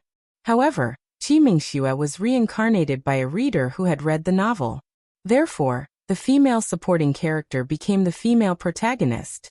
The body she was in now was the original female protagonist, Gunan. Qi Mingxue took advantage of the fact that she had read the full text and grasped countless opportunities. Before the apocalypse began, she snatched the female lead's cheat, snatched her resources, and snatched her man. In short, she had a lot of fun snatching. Perhaps the author wanted to make the female protagonist look more powerful, and wanted to give her all the good things. However, the female protagonist wanted everything she saw. In the end, her character was ruined. Without the golden finger, the original owner lost the female protagonist's halo. On the way to B City, she was raped by a few people. Although she arrived at the safe zone, she didn't have a good life. After the safe zone of B City fell, she moved to the base in the capital. However, she lived a life of flesh and blood. She was tortured to death not long after. Qi Mingxue, on the other hand, lived a good life. In the end, she even built her own base and became an overlord. She led humans to defeat the zombies and reached the peak of life. Before the original owner died, she met Qi Mingxue and learned everything from Qi Mingxue. She couldn't accept it. How could she steal her things? She was just an outsider. How could she steal her things based on the information she knew? She wanted revenge. She wanted to live a better life than Qi Mingxue in the post-apocalyptic world. After reading the plot, Shisheng was a little confused. She came a little late. It had been 3 days since the apocalypse began. Qi Mingxue stole everything that she wanted. The golden finger was a bead that was given to her by the original owner's grandmother. It was said that it was passed down from her ancestors. The golden finger was a symbol of the post-apocalyptic world. It had a space, a cute pet, and a magical spring. Qi Mingxue was the original owner's cousin. She was the child of the original owner's mother's younger sister. As the biological daughter, the original owner was not as favored as an outsider living in the Gu family. In the Gu family, Gunan was like an outsider. Not to mention spoiling her, Gunan's mother looked at her as if she was an enemy. Gunan's father was also a henpecked husband. Every time he would just shake his head and sigh as if he was sorry for Gunan. Therefore, when the apocalypse began, Qi Mingxue took away Gunan's parents who treated her well. Gunan, who was awakening her superpower, was left alone. When she left, she purposely didn't close the door. As long as zombies smelled the scent of a living person, they would definitely sneak in. Indeed, zombies did sneak in. Thinking of the muffled sounds she heard before, it must have been when they abandoned the original owner. Meow, Shisheng felt a furry touch on her leg. Looking down, she saw a white cat squatting by her feet. Its gem-like eyes were glowing in the dark night. As if it sensed Shisheng's gaze, the white cat meowed again and rubbed its head against her leg. White tiger. Shisheng found the cat's name from her memory and called out awkwardly. She named a cat White Tiger. As expected of the original owner. Even her pet was so special. Meow, White Tiger rubbed its head against her leg happily. Shisheng picked it up and stroked its fur. It was very smooth. It was the cat's meow that woke her up. Otherwise, she didn't know if she would have woken up when the zombies bit her. Shirshing didn't hate cats. Therefore, she decided to keep this cat. It had been 3 days since the apocalypse began. The golden finger had been taken away by Qimingxue. Shirshing was very upset. Well, the golden finger was gone, but she still had her superpower. When she woke up, she felt a strange power in her body. Now that she calmed down and felt it, it became more and more obvious. She tried to use that power. Her fingertips felt cold. A small black flower bloomed on her fingertips. What the hell was this? Asterisk third update. Let me touch you guys. Please vote. I can vote for you guys now. Don't save the recommendation tickets. Come on, all of you. Love you guys. P.S. Today's recommendation tickets are 1,000 plus chapters. Monthly votes are 50 plus chapters.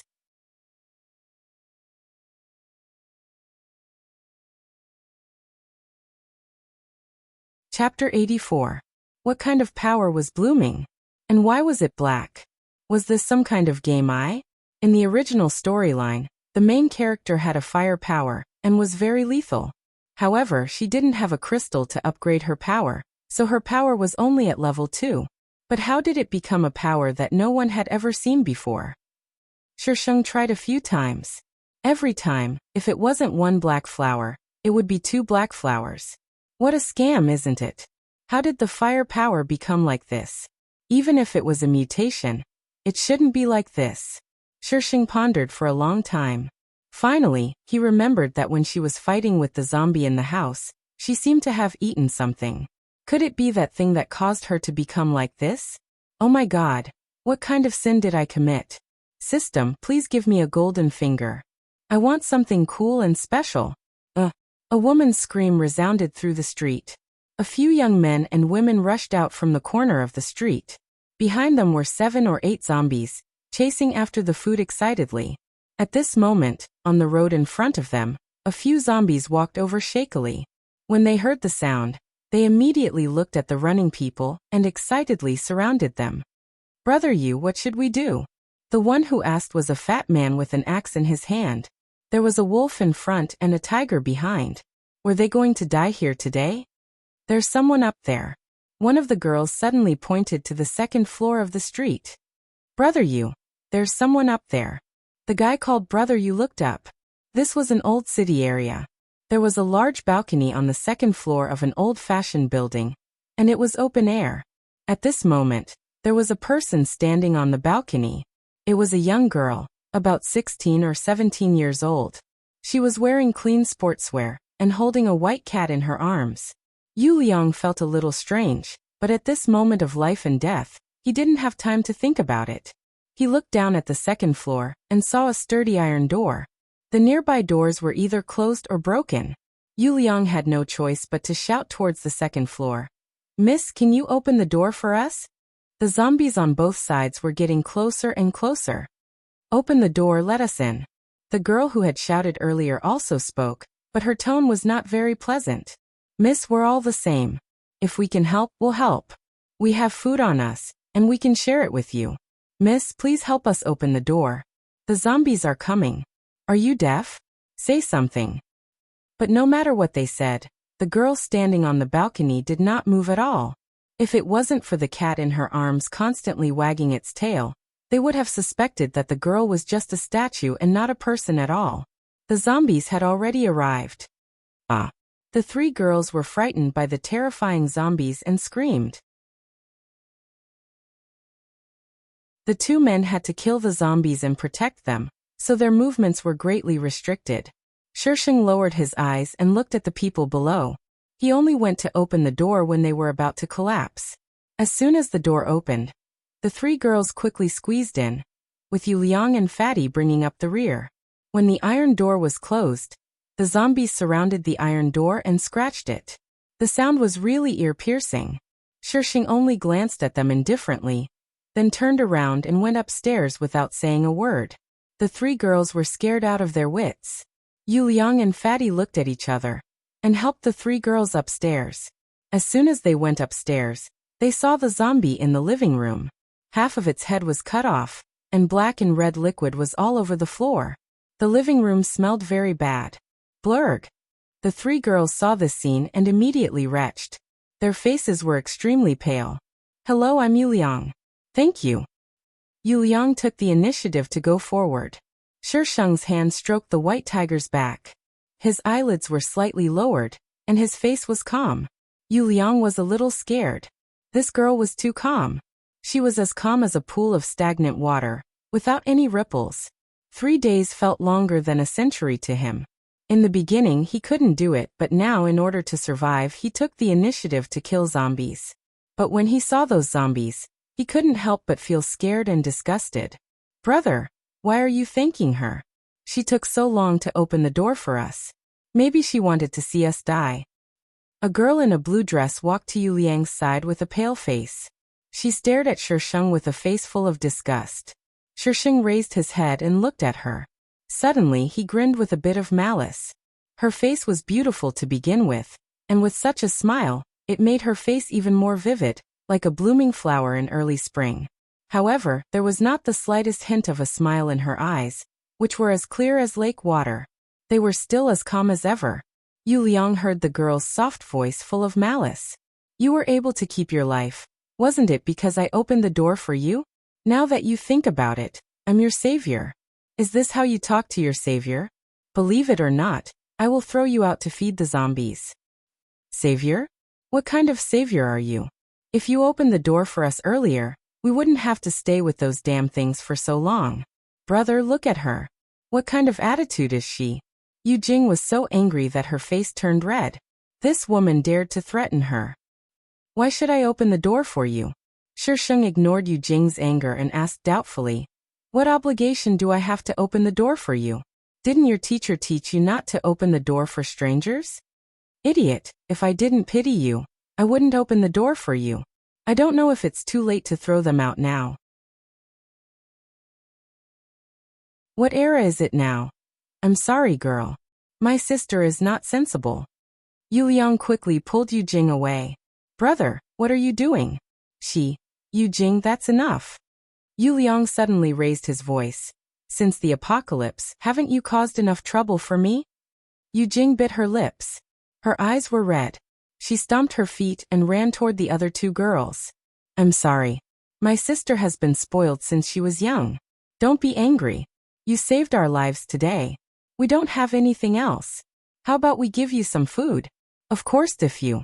No need. Shisheng carried the white cat to the balcony and said mercilessly, just don't let your sister go crazy in front of me. Yuliang awkwardly looked at Shisheng's back. Fatty stepped forward and patted him on the shoulder. The two brothers smiled bitterly at the same time. This damn apocalypse. At night, Shisheng still stayed on the balcony. She only put a recliner on the balcony and slept on it with the white cat. Yuliang and the others didn't disturb her.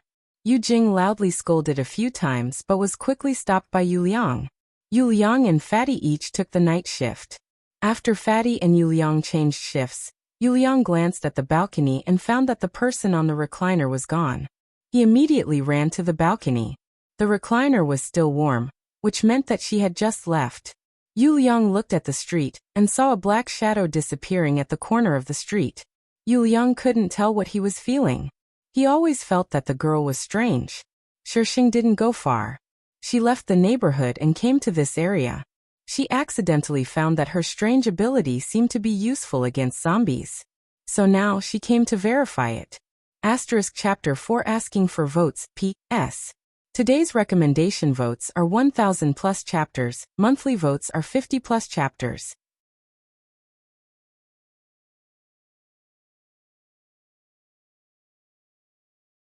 Chapter 85. She chose an alley where there were 2 zombies. She put the white tiger into her backpack, stood in the alley, and used her superpower. Shisheng liked to use her ability to create flowers whenever she had nothing to do. Right now, she could create 3 flowers at once. When the black flowers bloomed on her fingertips, the 2 zombies seemed to have smelled something as they turned to look at Shisheng. However, they were not as excited as they were when they saw human beings. At this time, they were a little depressed and confused. Shisheng tried taking a few steps forward. The 2 zombies didn't move at all. They just stood there in their original positions. They didn't move until Shisheng was 2 meters away from them. F***CK, this ability is awesome. Roar roar. The zombie suddenly moved, baring its fangs and brandishing its claws at Shisheng. Shisheng was shocked and turned around to run away. Damn, I used up my superpower. Yu Liang thought that the girl wouldn't come back. Who knew that not long after, he saw the girl running from the corner of the street like a gust of wind. She stepped on the car downstairs and quickly climbed up to the balcony. What are you doing here? Shisheng frowned when he saw Yu Liang. I'm on night watch. The balcony is mine. Don't come near here.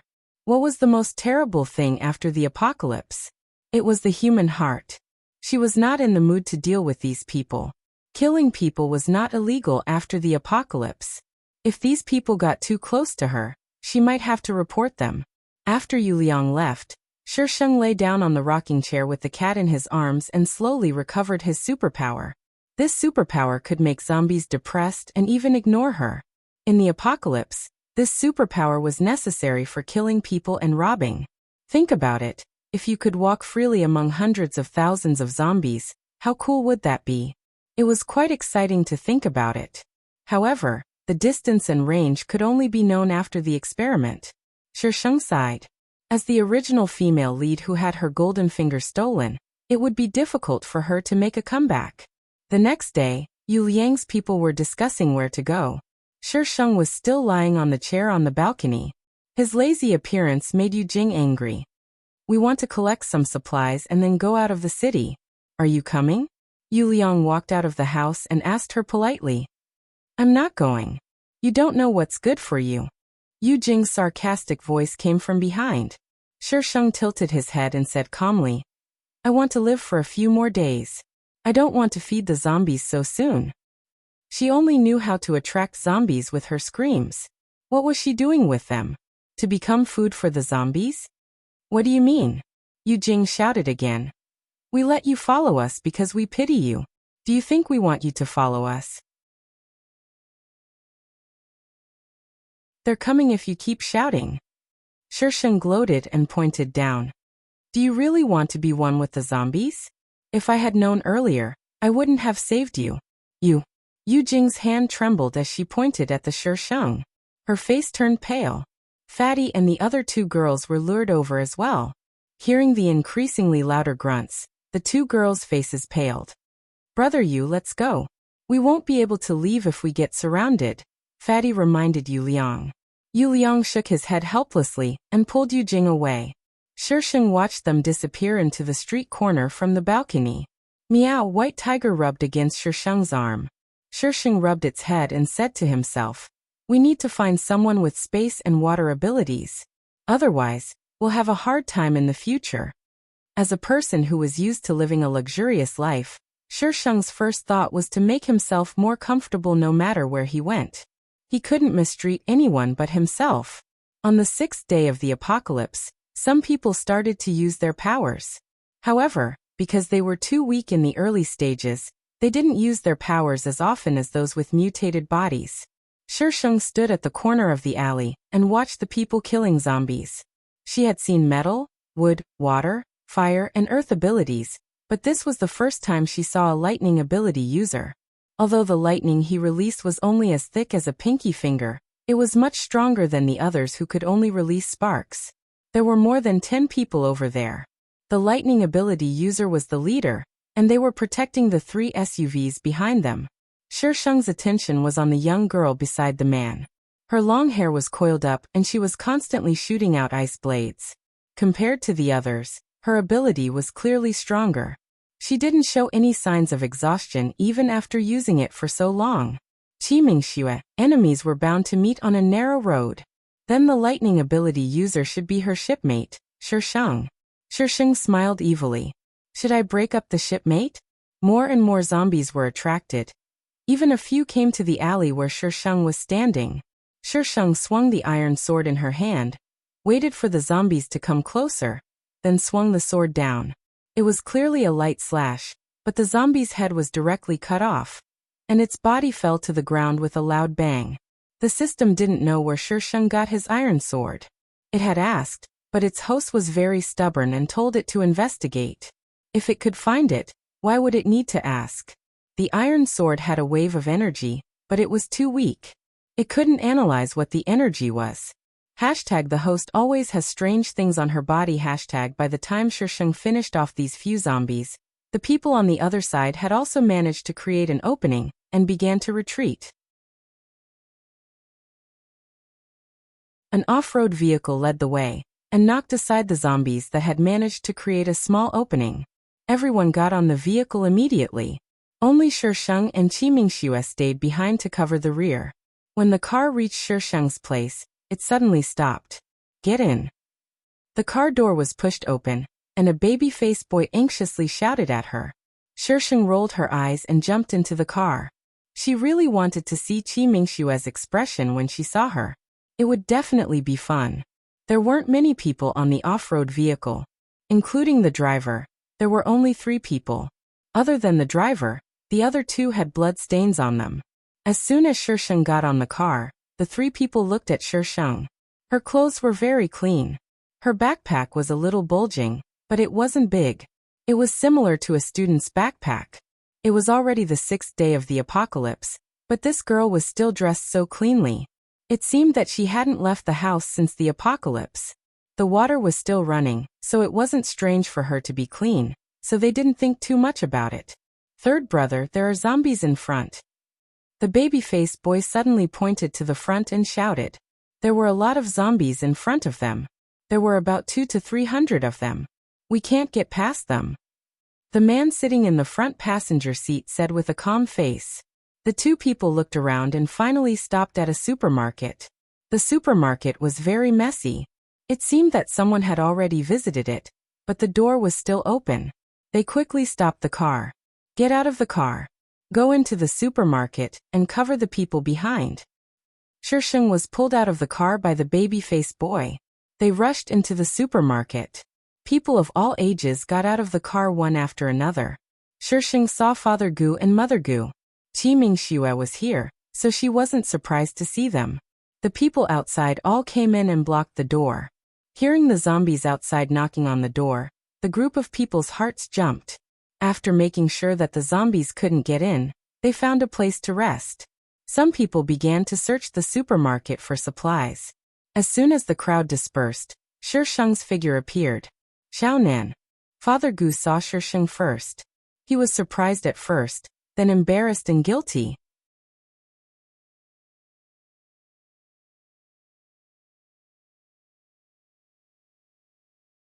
Chapter 86. Mrs. Gu was standing next to Mr. Gu. Hearing Mr. Gu's voice, she looked over. Seeing that it was really her daughter, she felt a little uncomfortable. Hey, you know Uncle Gu and Auntie Gu? The baby-faced boy looked at Shisheng in surprise. How did he save an acquaintance? Shisheng sneered. Of course I know them. They are my parents. Parents? If they were her parents, why did they speak in such a harsh and sarcastic tone? Xiaonan, at that time you. Mrs. Gu interrupted Mr. Gu. She looked worried and angry. You stupid girl, running around all day. Do you know how worried we were when we couldn't find you after the apocalypse? Mrs. Gu choked with sobs and tears. Since you're back, stay with us. Mom and Dad will protect you. I can't afford it. I don't have parents who would leave their own daughter behind and run away with someone else's daughter. You want me to act with you? Dream on. Mrs. Gu thought that Shisheng had to listen to them if he wanted to survive the apocalypse. In the original plot, the original owner also met them on the way to B City. Mrs. Gu also said that she was immature and ran around all day. They were so sad when they couldn't find her.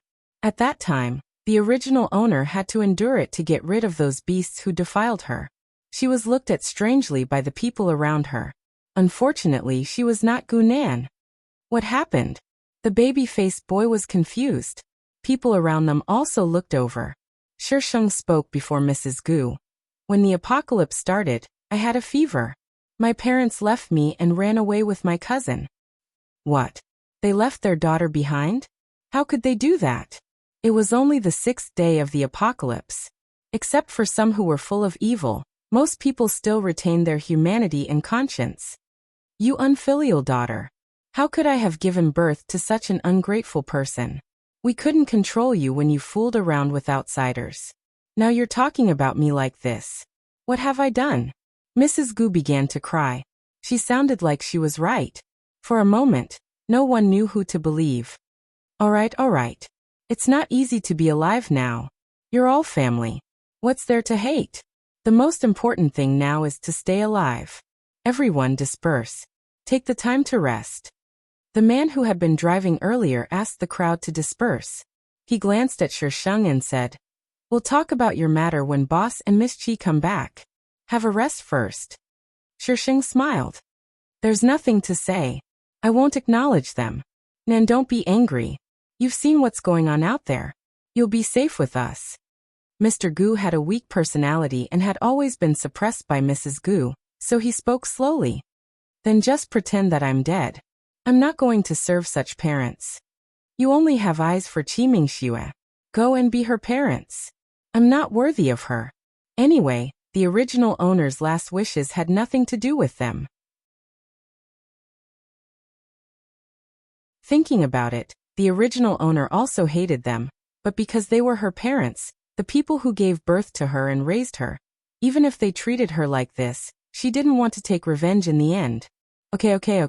Your father and I raised you for nothing. We have nothing to do with you from now on. Old Gu, let's go. Hey Nan, let's go. Why are you still talking to her? She already said that she won't acknowledge you. Mrs. Gu dragged Mr. Gu to the side and yelled, "Even a dog knows how to wag its tail. We raised her for so many years, but look at what we've gotten from her." Baby-faced and the man who had been driving looked awkward. This was other people's family matter, so it wasn't appropriate for them to butt in. Shisheng's expression turned colder as he watched Mr. Gu, Mrs. Gu and the people surrounding them slander her. Didn't the original owner suspect that she wasn't their daughter at all? How could they treat their own daughter like this? Side task, identity unlock. Accepted by default. The system's voice suddenly popped out, giving Shisheng a fright. Identity unlock? What the hell? Was the original owner really not Mr. and Mrs. Gu's daughter? Oh my god, this was just a random thought. System, don't give me missions so casually. And you didn't even give me a chance to reject it. Do you know that you'll lose me easily like this? Didn't you not force me last time? System, you've changed. Host, the reward for this side task is very generous. The system reminded her thoughtfully. How generous was it? Could it make up for her bad moral standing? Host, please don't indulge in fantasy. You're the one who's indulging in fantasy. Don't think I don't know that it's just a bunch of numbers. She chose to go offline. If Gu Nan wasn't Mr. and Mrs. Gu's daughter, then whose daughter was she? Did Mr. Gu have an affair? Was that why Mrs. Gu had such a strong opinion of her? The more Shisheng thought about it, the more likely it seemed.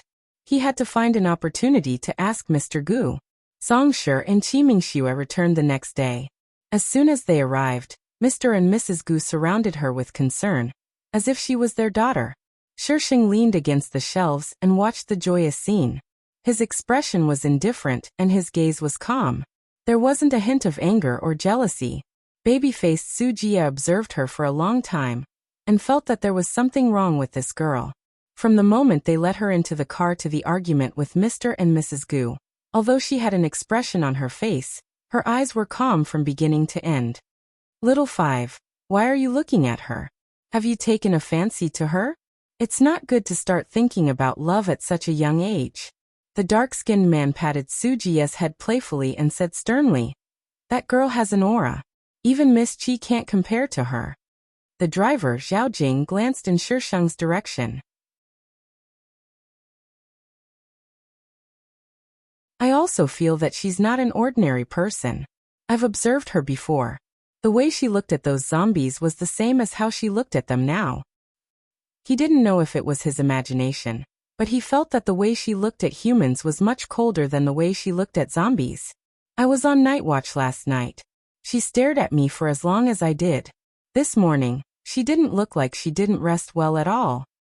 Hey, are you sure you're talking about a girl who's not even 20 years old and not our boss?